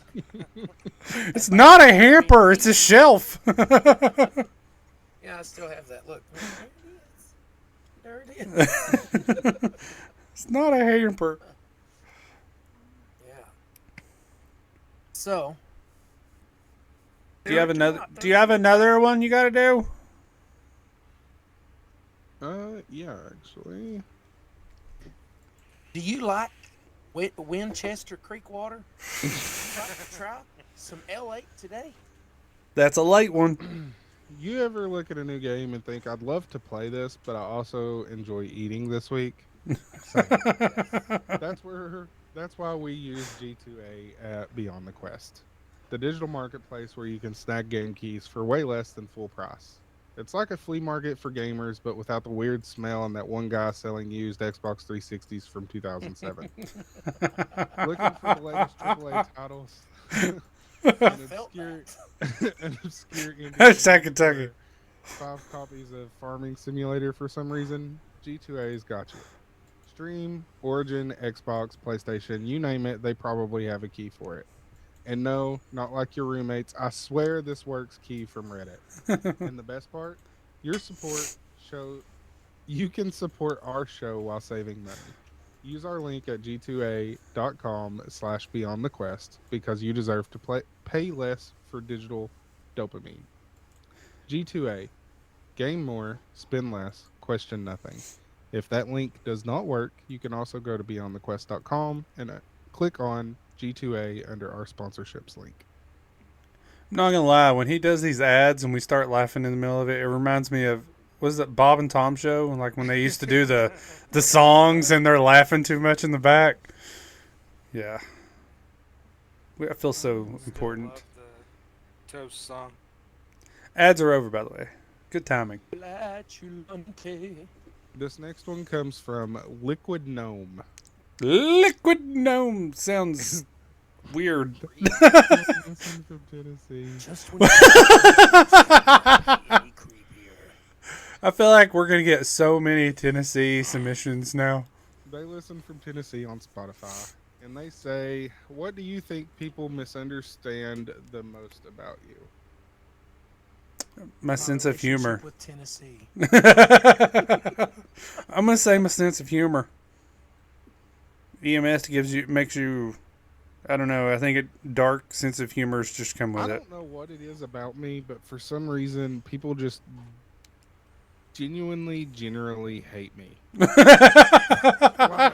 at work, every phlebotomist, except for the ones that work on my shift, hate my guts, and I don't understand You ever why. wonder if it's your personality? I don't know what it is. I've even asked some of them. Why do you hate me? Why does nobody like me? And like they're That's like, I not don't know. true, People say that you're Napkins. lazy and that you don't do anything. I'm like, I never leave anything. My floors are always clear. So from now on, just start being as lazy as you can and be like, oh yeah, you like me now? Sorry, I'm Mr. Lazy here. Taco. I think I kind of missed something there. Sorry. What's something that people You were often zoned out, not paying misunderstand? attention. Who are you, Napkins? I couldn't hear the question. Oh my good Medic God. was talking when you started. One of reading. my biggest pet peeves is repeating myself, and this is the third time. Well, before you repeat it, can I just say, how could you watch any episode that I've been on and think I'm the smug, salty one when Taco is clearly there? Right? And he's always hateful. Always. He just doesn't do the eye roll. That's what he's missing. Oh, he does. I've seen it. I looks can't just see like it. Rowdy Davis. That's the only part of him that looks like Rowdy. It come right out of the Sexton side. Okay, everybody be quiet so Taco can hear me. Crickets. What is something that people often misunderstand about you? MoonPie, I People swear. pretty much assume that I'm always angry. I'm not. Always the same tone of voice for everything. I Went know over it's this coming. last time. Listen.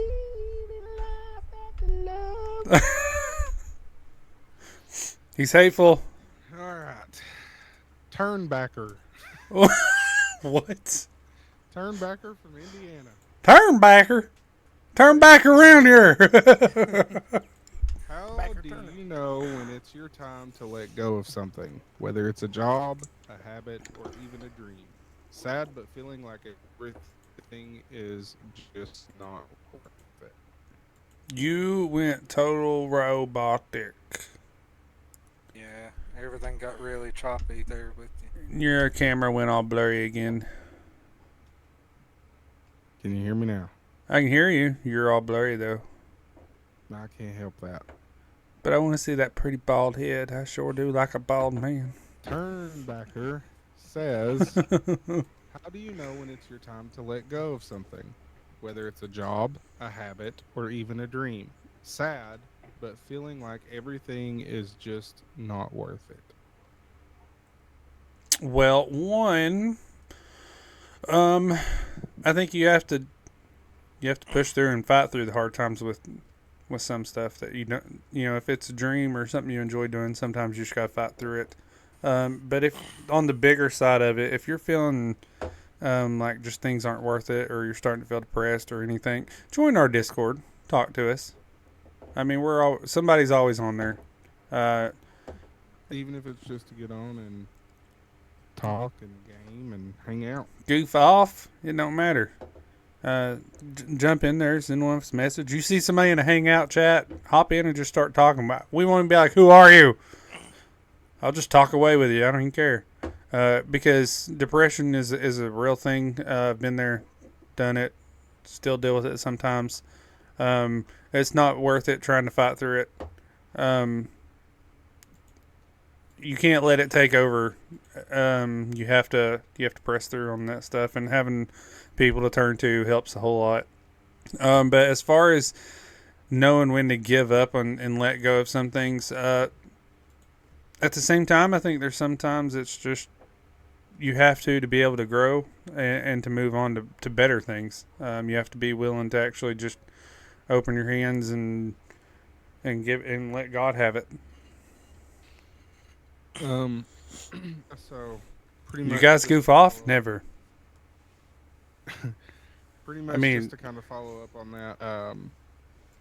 Again, to kind of reiterate my previous answer to a previous question, it's not necessarily that um, you don't know when, it's that you're scared of change.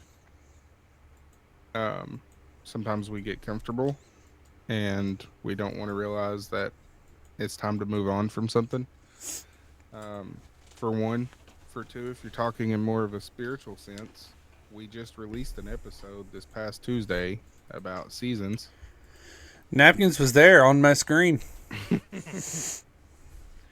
But no, and if you're having thoughts or feelings that stuff's just not worth it, and you're going through some mental battles, like McMedic said, join our Discord. We've all been through it. We all know what it's like, and it can be a scary, dark place to go through on your own, and it can very quickly turn into a very dark downward spiral. And don't let those things make you turn and go backwards to things you have already let go and walked away from, because that does not help. Been there, done that. No comment, wife. Do not say I anything. was gonna say. It's all about that. No comment needed. No, I would agree. I think it's important, especially like Medic said, not to go back to stuff where you're familiar with just out of the ease of comfort, because it'll ultimately make things worse. And we got to remember, even David, he got to a point in his life where they come back from winning a battle and come back from looking at victory, and they get to Ziklag and everything's destroyed. And it said that all of his men had turned against him, and they cried until they couldn't cry anymore. And when that sorrow set in, David had nowhere else to turn, and so he just simply turned to the Lord and encouraged himself. And so I don't know if you're a believer, or if you have faith in the Bible and in the Lord and in Jesus. But um, I would encourage you to, if you don't, to seek it out. It can definitely give you peace, and um, don't feel, don't condemn yourself for feeling the way you feel right now, because like they said, we've all been there. Yep. Which, if more of your struggles have to do with like your job, or maybe it's your passion or dream or whatever, and it's feeling like it's more of a headache to actually keep pushing through, really step back. What is that noise? Sorry. Really step back and evaluate if maybe you aren't suffering from burnout with it, because that's a real thing. It's not just something that, first responders or veterans feel. It's something anybody can feel. I love how he was making noise while you were talking. Good morning.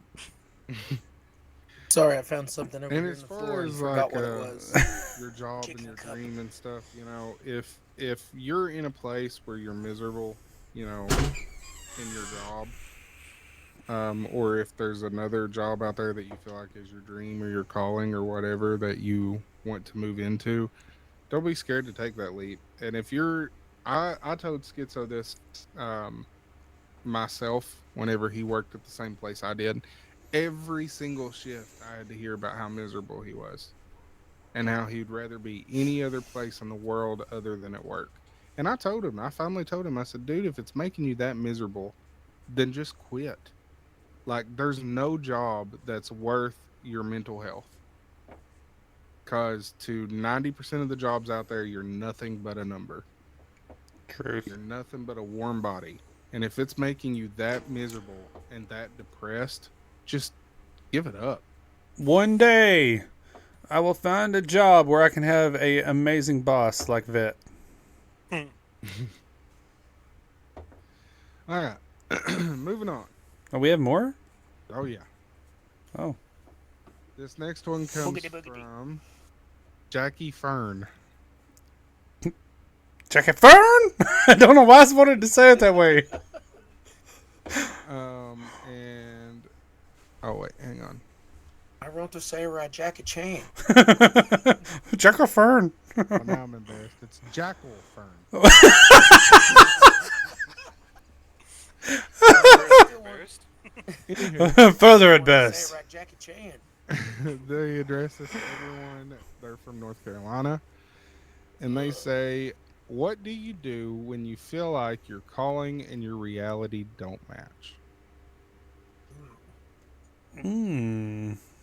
That's a tough one. That Been would there. definitely be a good one for a deeper dive than a quick answer. But Yeah, could we save that for we Beyond haven't picked Brokenness a too? we Yes. haven't picked a topic for the next episode of that yet either. We still But have tons that was already submitted that we got to go through too. yeah, I was just reminding us. A quick way of it is that's where you definitely need to You're start froze seeking again, Taco. God with all that you've got. You've got to definitely start doing more praying and fasting and digging into the Word and just seeking Him to guide your steps and reveal to you if you're right about your calling, and if so, have Him guide you to it. And I don't know what to do about it freezing up like this. Nope, you're back. Yeah, on my end, everything is working fine except for the stream. The stream freezes on the video, and it keeps doing it. Yep, you're froze again. Yeah, I don't know what's going on with it. I don't know. Is MoonPie froze? Nope. On your Streamlabs, on the bottom part of that, the little, what's it called? The little bars by that bell. Mm-hmm. There he goes. If you click that, does it say what your stream quality is? It's good. 0 drop frames. I think it's your camera then. So I will say on that question about what do you do when you don't feel like your calling matches your reality. You know, going back to David, he was anointed to be king and still had to go back to tend the sheep in the field and had to wait anywhere between 14 and 17 years before he was ever able to walk in his calling, even though he knew the calling on his life. So, I think just because it feels like it's been delayed, it's not a denial. So I'm going to say two things. One, sometimes you have to change your reality to match your calling. It's true too. And then two, you have to let your reality catch up to your calling. You can't rush it. Everything's a process. Nothing happens like overnight. And sometimes you have, kind of like you were talking about with David having to wait, you have to let your reality build up for your calling to come in. For you to be able to step into it, because if you do it too soon, it won't work out and it'll fall through. You're not prepared. You're not deep enough. You're not where you need to be. So sometimes you have to let things work up to where your calling can come into place. That felt like a good deep answer It's a deep answer. for a deep question. I like it a lot. Go ahead and Yeah, crack that whip. I don't really have anything additional to add to that. I feel like you guys pretty much covered it all. My answer was going to be very similar to yours, Medic, in just the sense that sometimes you have to change your reality. Yep. Sometimes you have to be willing to take the step through the door that's been opened and quit ignoring If it. that door's Walmart with a McDonald's inside of it, you walk through. You have to be willing to change your reality. All right. So this next one comes from Britt. Brit, not She from listens Brit. from Ohio. Ohio. And she addresses this to everyone.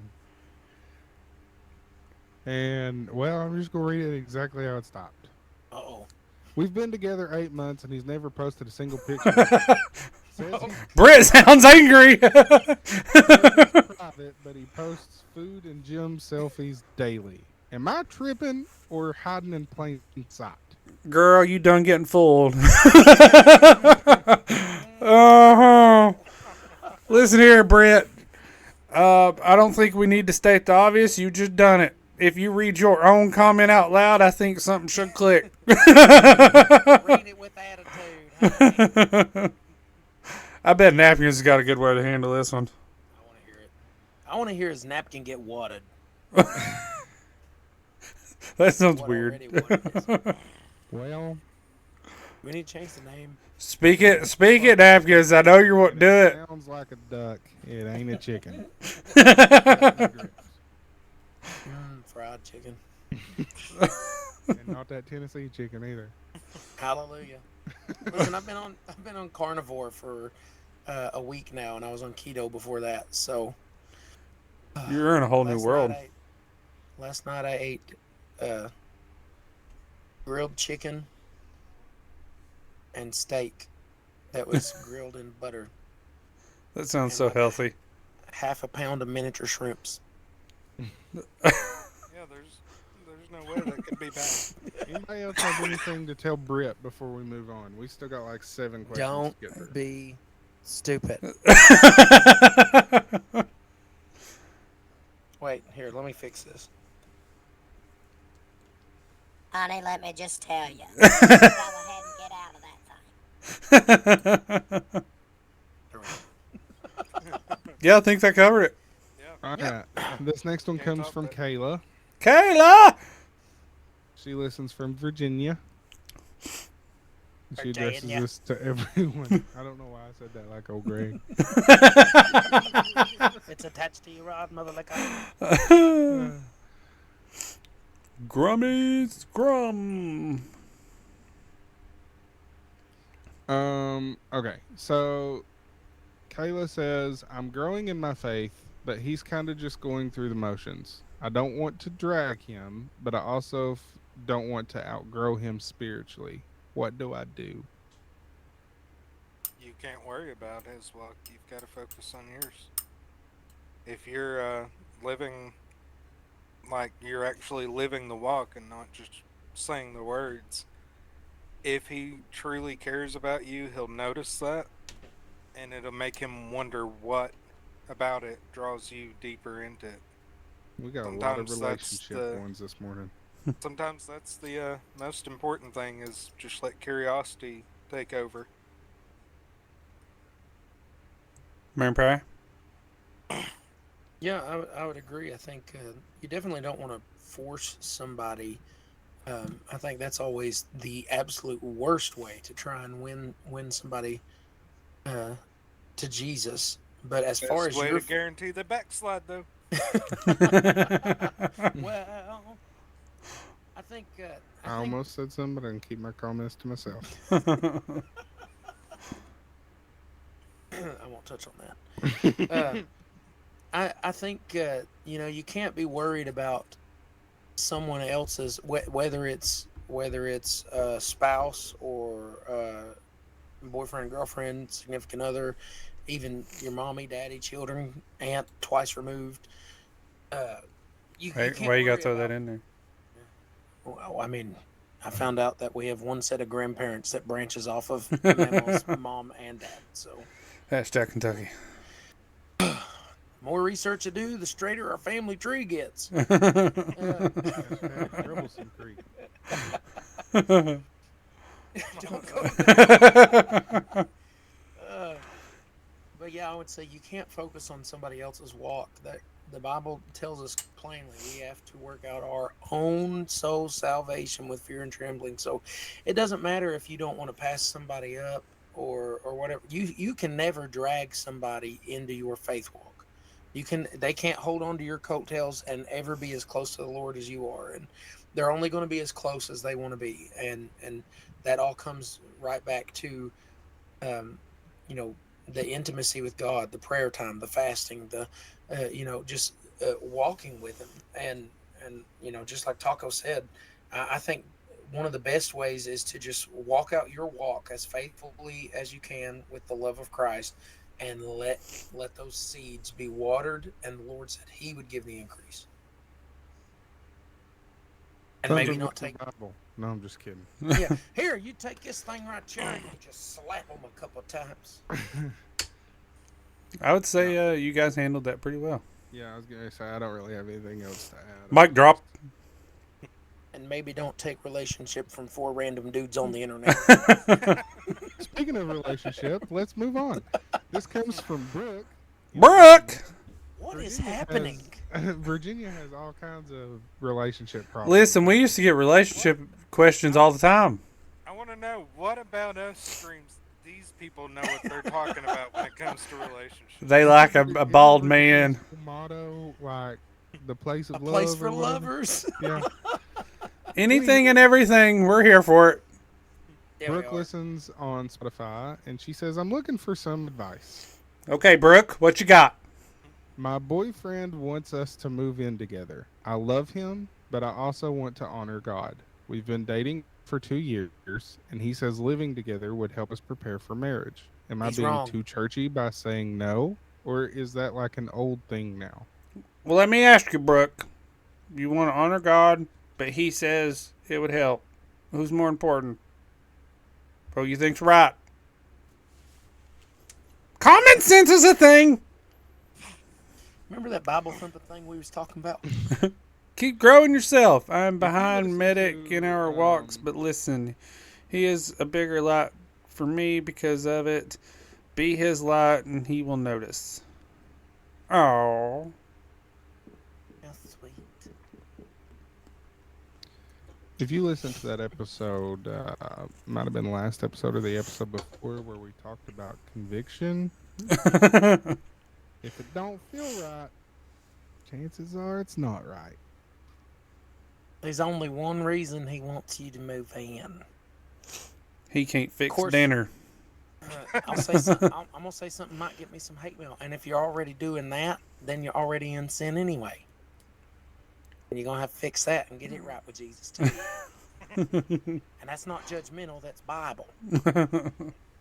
Don't roll your eyes, you smug looking moon pie, you. Here's my, I'm the smartest person in the room. I'm also the only person in the room right now.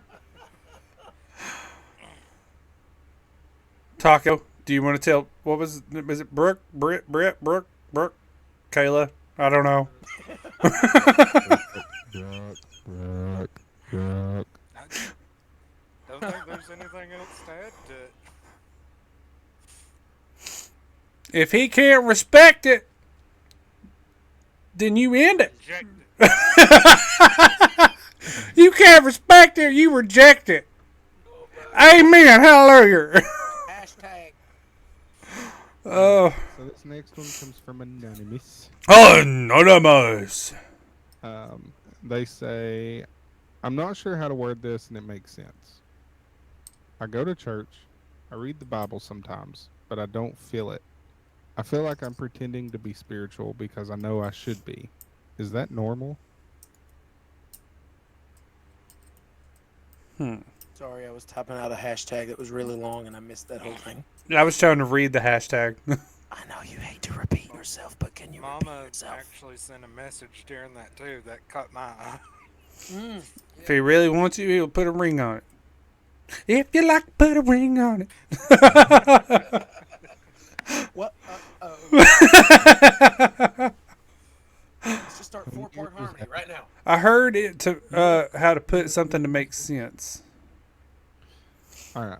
This person says, I'm not sure how to word this and it makes sense. I go to church, I read my Bible sometimes, but I just don't feel it.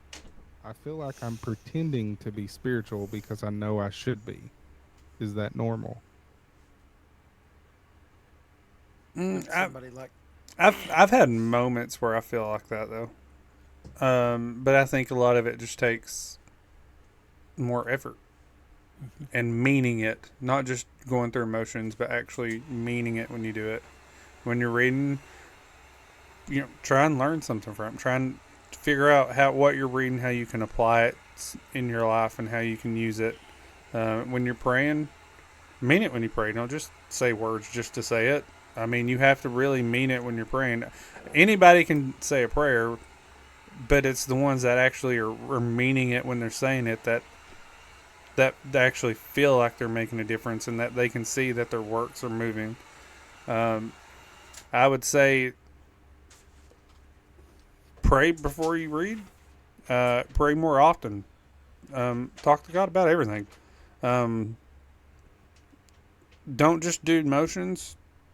Put motions into what you're doing. You can't just talk the talk, you gotta walk the walk. Yep. Yeah, I like what. Go ahead. I was just gonna say the message is kind of unclear on if he's just doing this because he was raised to do it, or if he's like got a spark before and it's just kind of disappeared since. It could be that if he was raised in a church and he thinks this is what he has to do, but he doesn't feel it, then he needs to really do some soul searching and actually decide if he's gonna dedicate and confess his sins and accept Jesus. If it's that he got a spark and it's like it's kind of went away, we all go through spells like that. In fact, listening to the Seasons episode of Beyond the Brokenness would be a good start for finding ways to move through that. Like you all had said, the praying more often and actually trying to read every day, all that's great too. Listen, vet, just dropped a bomb. Go all in or all out. Otherwise, you're just wasting your time. Amen. Rather you be hot or cold than lukewarm. When the man speaks, you listen. He loves you. He does love me. He told me. Mic drop. Say it with my ears. I heard it with my eyes. MoonPie, did you get to answer that one? Well, I think you guys all pretty well hit the nail on the head. And, like Mama said, Mama always said, you got to read your scripture every day. But I agree with that. I think you got The Bible tells us we are begotten by the word. We are made sons and daughters by the word. And somebody's going to say, no, that's only by the blood of Jesus. Okay, well, he was the living word. So we are begotten by the word. Um, and I think it's important. Get the word in you every day. And like Vet said, be all in or be all out. No sense wasting your time, because he said if you do, he'll vomit you out his mouth anyway. All right. We've got 2 more as of right now to get through, so moving right along. This next one comes from Matt. Matt. Hi, Matt. Does not say where he listens from, and I will go ahead and give this one with a little caveat. I don't know if you guys will want to answer this today, or if you will want to move it over to Beyond the Brokenness, because I do feel like it could potentially make a pretty good episode. He says, everyone talks about purpose and calling, but what if you genuinely don't know what yours is? How do you even start figuring that out? I know the usual pray and ask God, but what else? Quick answer is just be willing to serve. Doesn't matter what end, just be willing.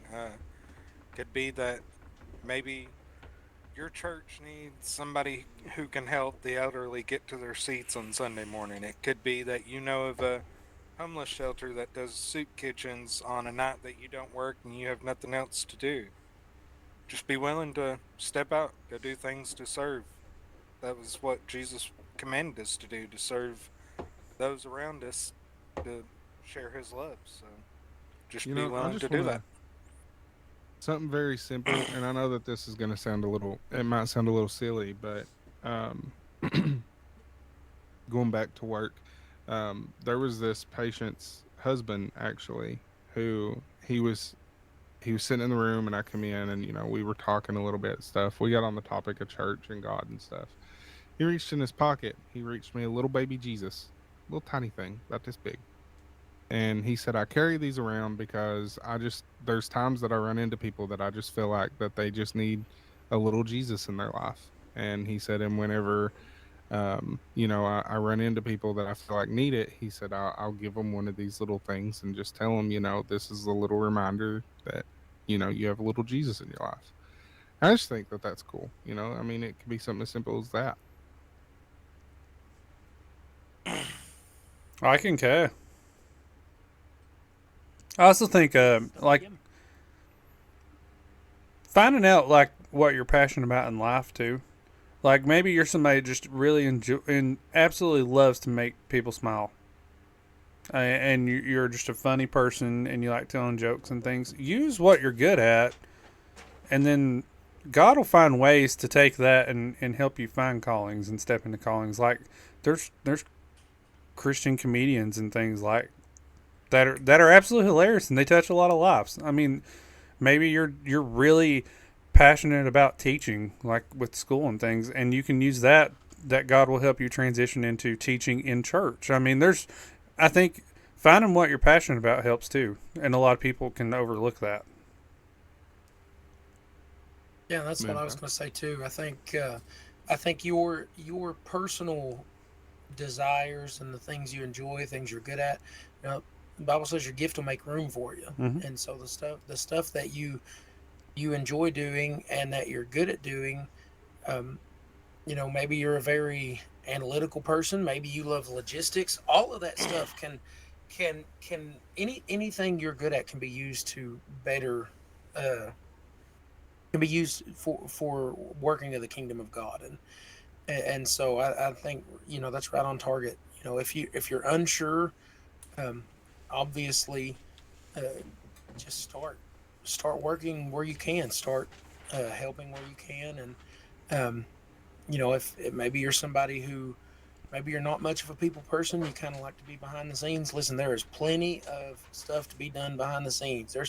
There's homeless people all across this nation and this world. There's numerous different outreach opportunities, and there's all sorts of different missionary opportunities.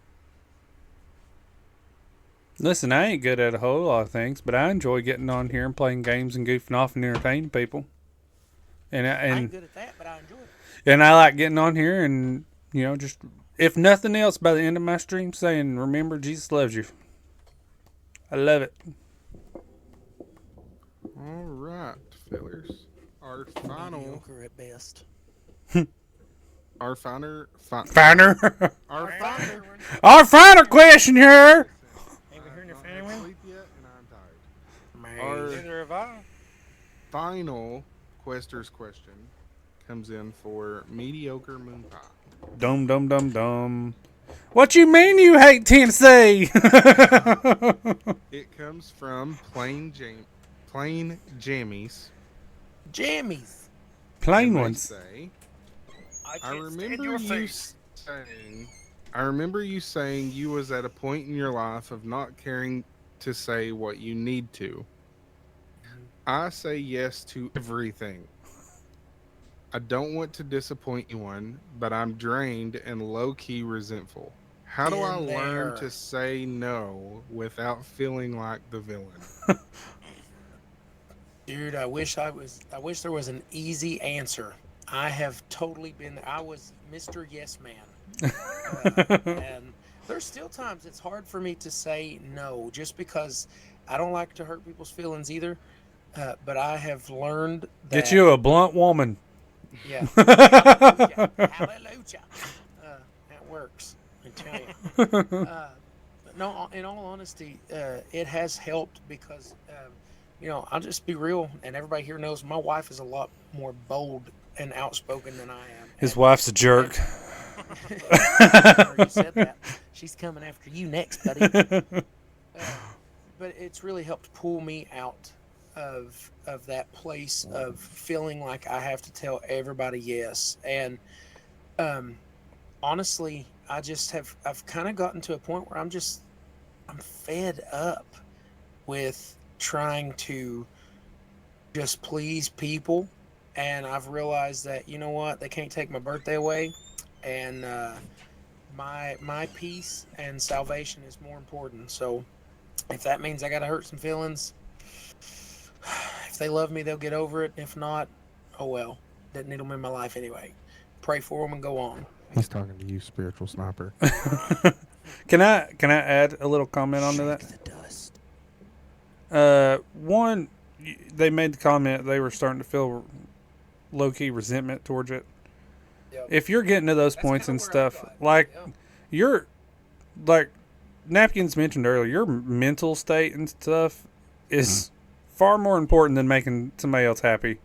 You have to worry about that first, and you have to really comprehend the old thing of you can't make everyone happy. Someone will always be upset or mad or have something to say. Get over it.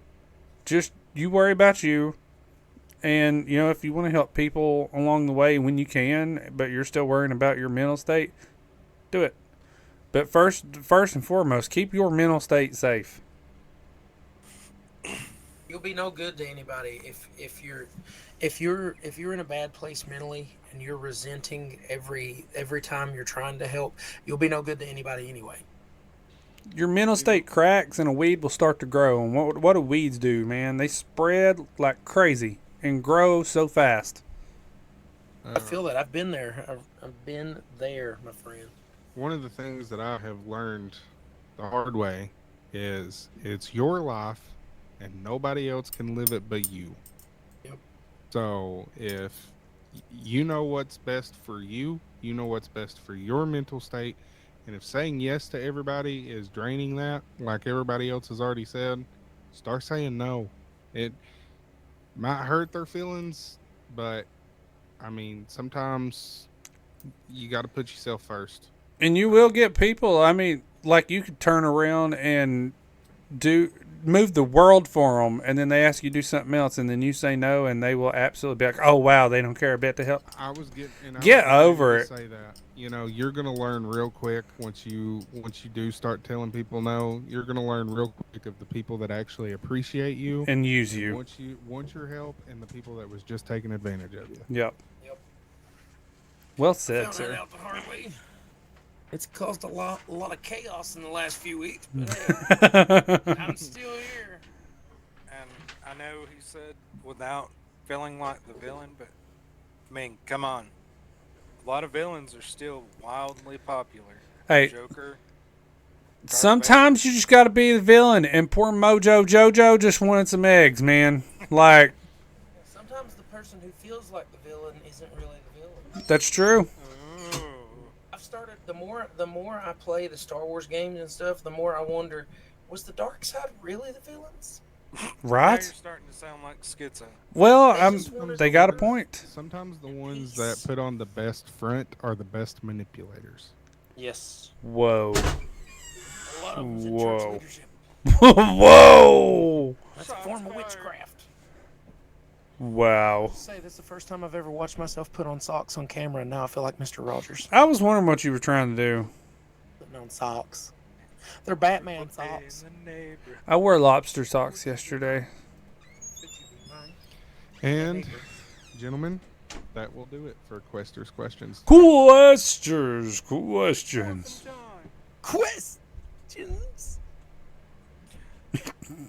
So, Napkin, Sometimes saying no, are you wadded today? maybe what they are waiting on to see how far you can be pushed. Oh, wow. And then I'll push you right out the church door. But that's okay. What'd you say? He wants Napkins to do his little wad. What is wadded your napkin? I don't, You didn't prepare for your napkins moment. I You wasn't really just prepared. you told us that you caused a big ruckus. Well, a I rigmarole. did. Okay, so I kind of touched on this earlier, but Cast my flabbers. I kind of talked on this earlier. Phlebotomists, they hate him. They hate All the him. phlebotomists hate me except for the ones that work on my shift. And what really irritates me is the fact that, we have what's called the morning run, and that comes on at 11 o'clock. We're allowed to start it at midnight.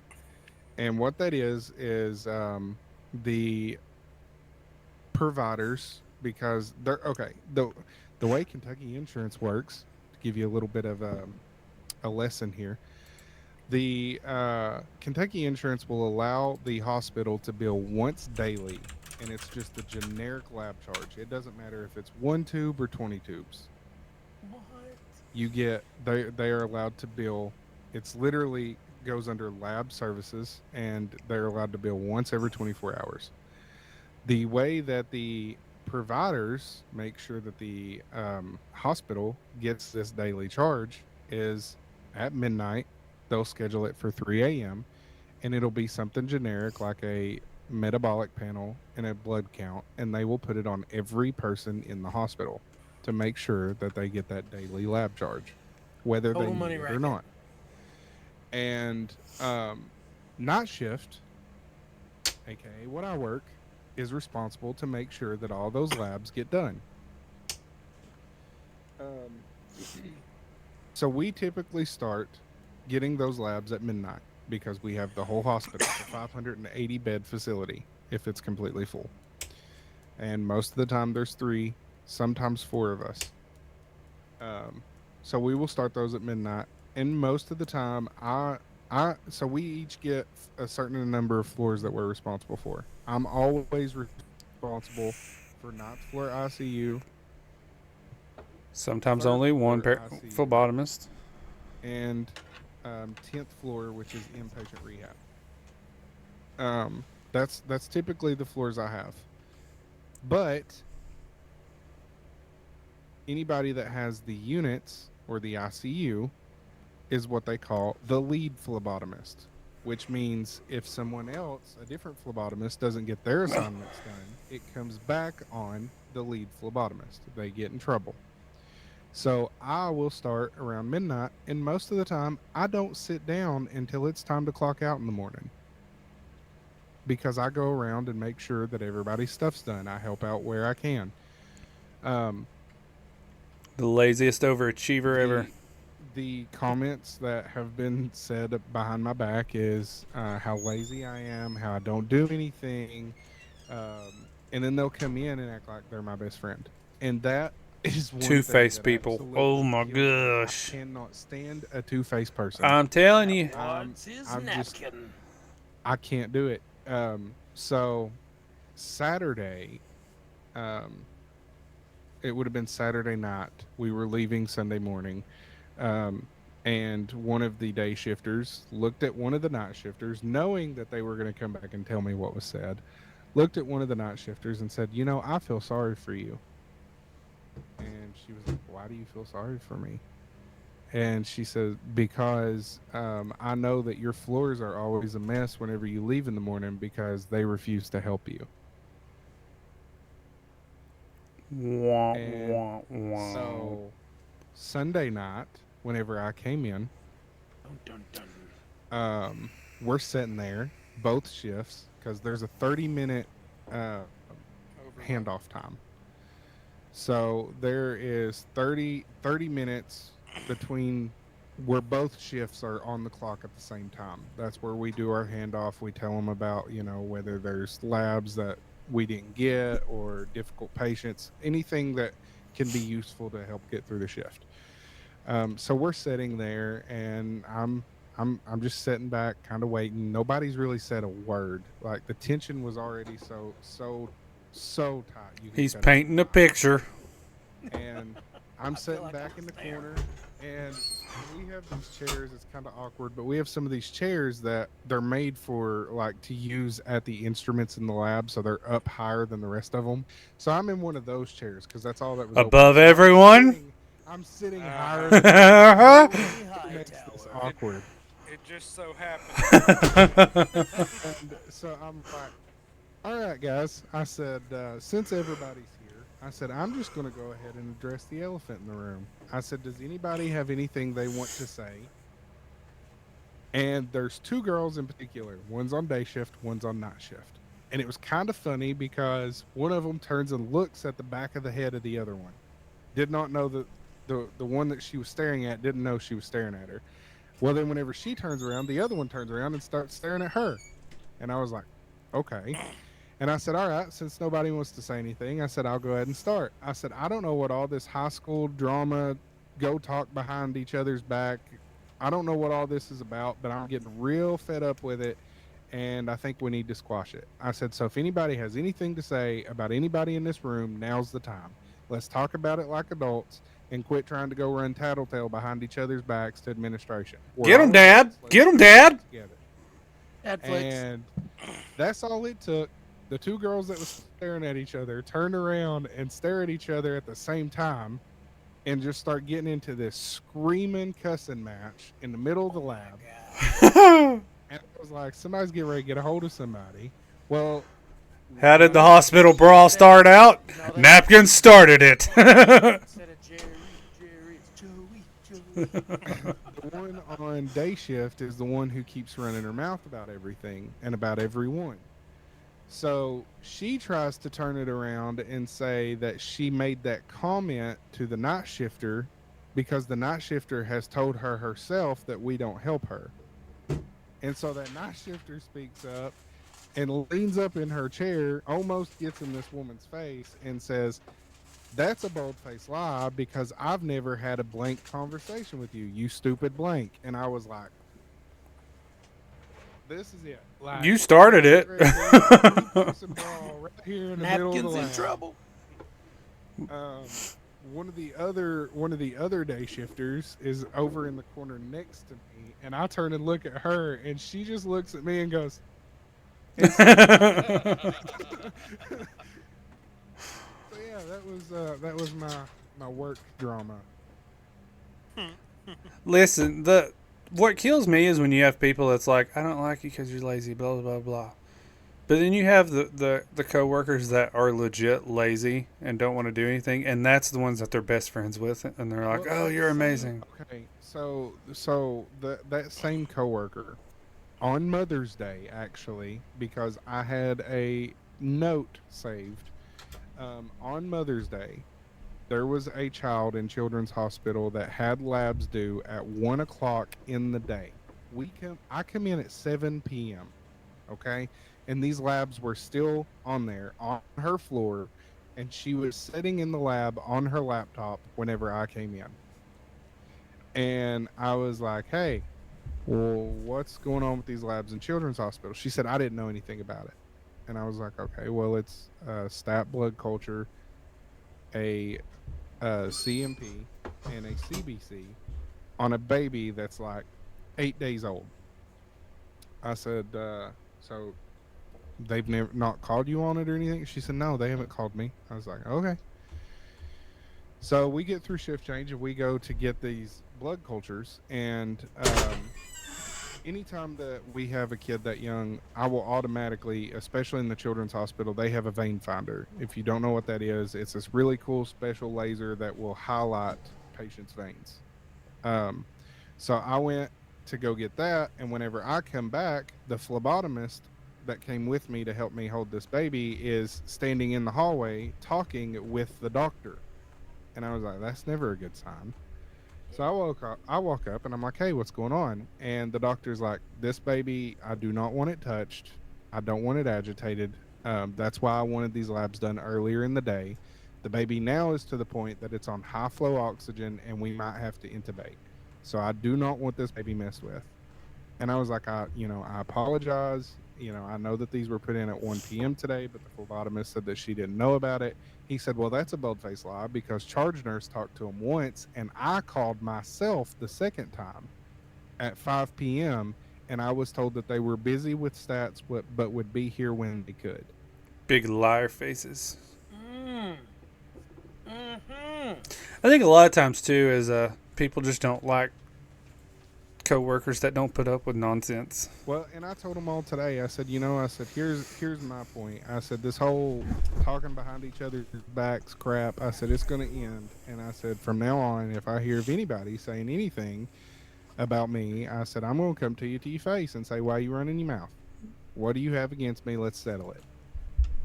I had a lot of people didn't like me just because I was like, do your job. That's what you're here for. Just do your job. Do it right.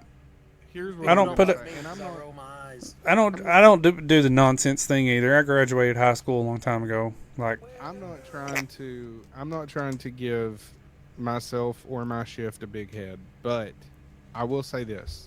The director of the lab, the co-director of the lab, several of the charge nurses, the lab techs themselves, and some of the other higher-ups has made the comment that the weekend night shift is the best lab crew that they've had in years. And I think that it makes the other phlebotomist mad that everybody likes us so much. and apparently they don't. Oh, everybody does except for That's the other mama phlebotomist. in you guys. Well, Well, But I don't speaking know, of I just workplace flat out drama, tell my coworkers I don't like them. So you're one of them. not even lying. speaking I of do like- workplace No, one of them drama, asked me if I hated them, and I said, no, I don't hate you. I don't particularly like you, but I don't hate you. And everyone got quiet, and then I looked around at them all and said, be honest with you, I don't really like any of you. You should have just been like, what? They asked me. a taco. Well, no, then one of them laughed and said, leave it to you to be honest with us. I said, well, you asked. but I'm the smoke one. Anywho, speaking of workplace drama and me not being on Beyond the Brokenness, I do have an announcement. Oh, do you? I was not on Beyond the Brokenness because I had a job interview to actually get back in the world of 911 dispatch. I have been hired pending the law enforcement phase hiring process. So now the weekend phlebotomist crew can go back to being terrible. Exactly. I will take me and my lazy self. You'll go sit in a chair behind a computer again. But no, yeah, y'all just keep me in your thoughts and prayers. I have phase 1 tomorrow, and then if all goes well, they will be scheduling phase 2. And if that goes well, then I will get my start date. Woot. All right. Any last things on your brains, fellers? Don't forget to check out all of our social media as well as Facebook.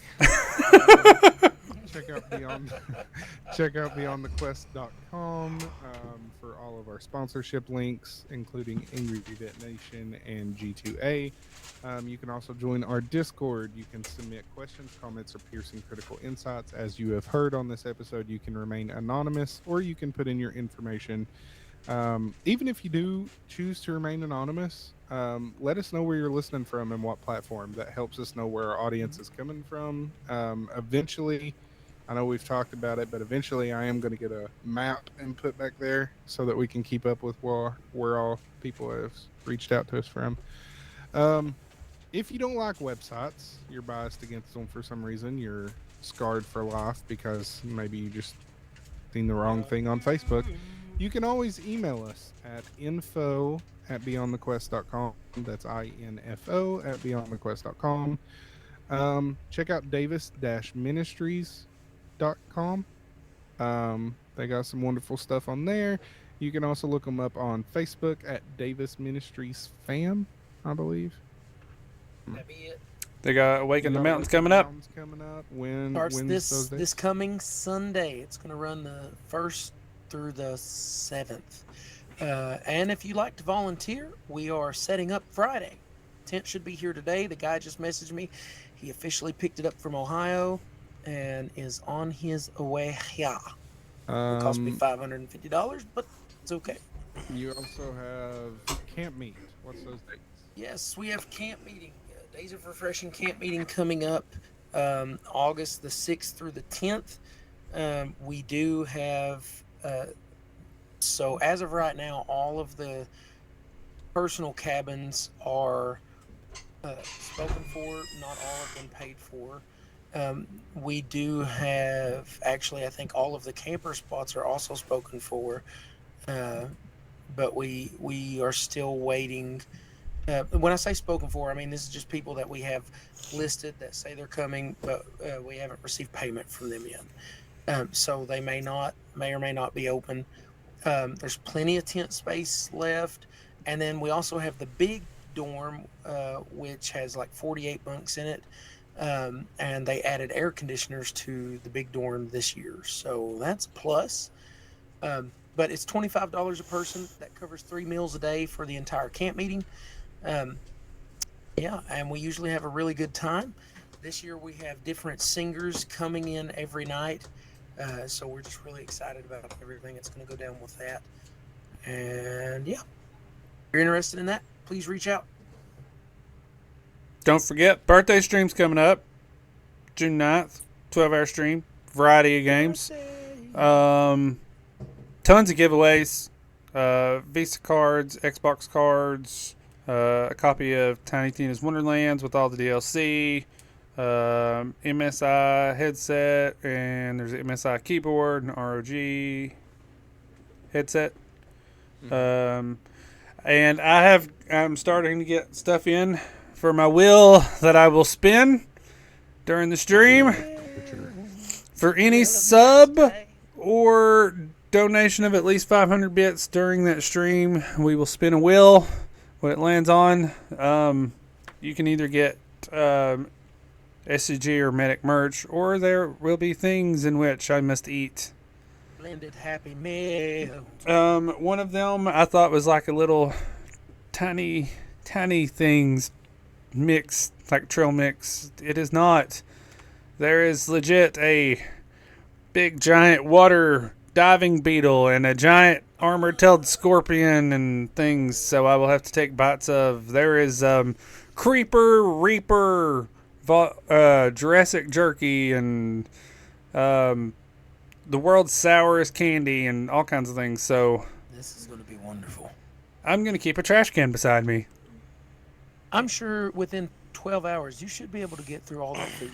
I hope not. If your wife can hear me, I hope she rigs your wheel to where it will land on everything. She is currently working on the Awakened Mountains merch at the moment. You're not putting pineapple pizza on it. As soon as we get those done, we will reach out to you. You still have to let me know a design on the camp meet. It is Memorial Day, and I did talk to Callistus yesterday. He asked that we would, on the stream, mention for everybody to be praying for, let me find the name.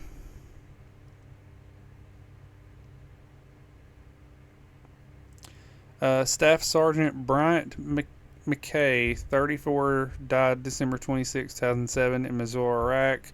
Survived by his wife and 3 sons that were all under the age of 8 at the time. He was very close to him. Asked that we would remember that family on the stream in prayers. He said that that's the one family he tries to reach out to every year on Memorial Day and things. I told him it wouldn't be a problem. We'd absolutely do it. I'm sorry. Keep going. No, you're fine. One other thing I did want to mention, just a shout out to all of our listeners. We appreciate each and every one of you. We did actually just now get another achievement from our podcasting host. Did we? We have lifetime listens. Just broke 16,000 streams on our podcasts. 16,000. 16,100 lifetime streams across. Now that's including all of our podcasts. That's including Beyond the Quest. Whenever we did Beyond the Quest After Dark, as well as Beyond the Brokenness. Speaking of Beyond the Brokenness, we the numbers on there do look good. We are getting some listens on there. The last episode, speaking on spiritual seasons, looks like that episode is currently at 1,429 streams. So that's doing pretty good to be a brand new show. Just wanted to spread some love and say we thank everybody that supports us, even if it's just turning it on and letting it play in the background. Right.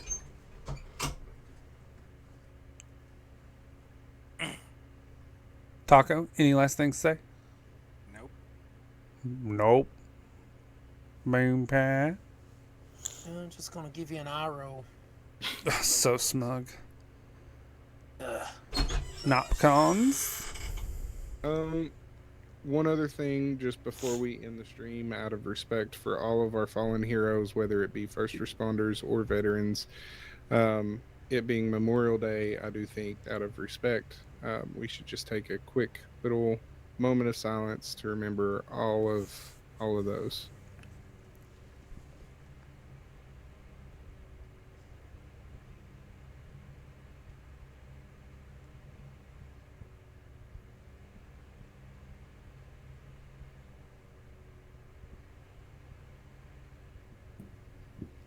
All right. Does anybody else have anything else they would like to say? You believe in life after love. Someone take his toy away. It's the only thing I know how to operate. If that's it, fellas, think we're gonna wrap her up. Sounds good. So I can Been fun. jump back here and make I got hate t-shirts. mail. Probably won't be my last one. Also, Medic will be streaming more. I've just needed him for merch, and we've had a lot of baseball, softball going on. Been working him to death. All gave some, and some gave all. Truth. Alrighty, fellers. I love you, Vet. I know you love me.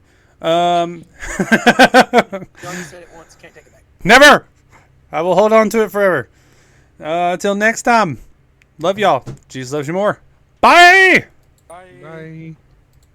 From the first light to the game's last stand, we're chasing truth with controller in hand.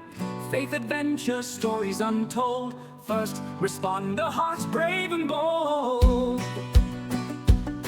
Beyond the quest, where the journeys meet. From the fires of life to the gaming heat.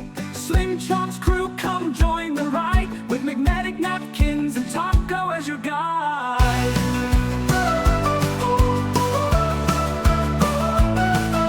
Beyond the quest, where the journeys meet. From the fires of life to the gaming heat.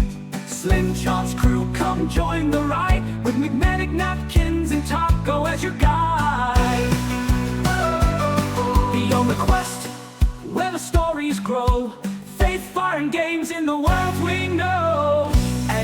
adventure calls. The table is set, let's take the leap. Our best quest yet.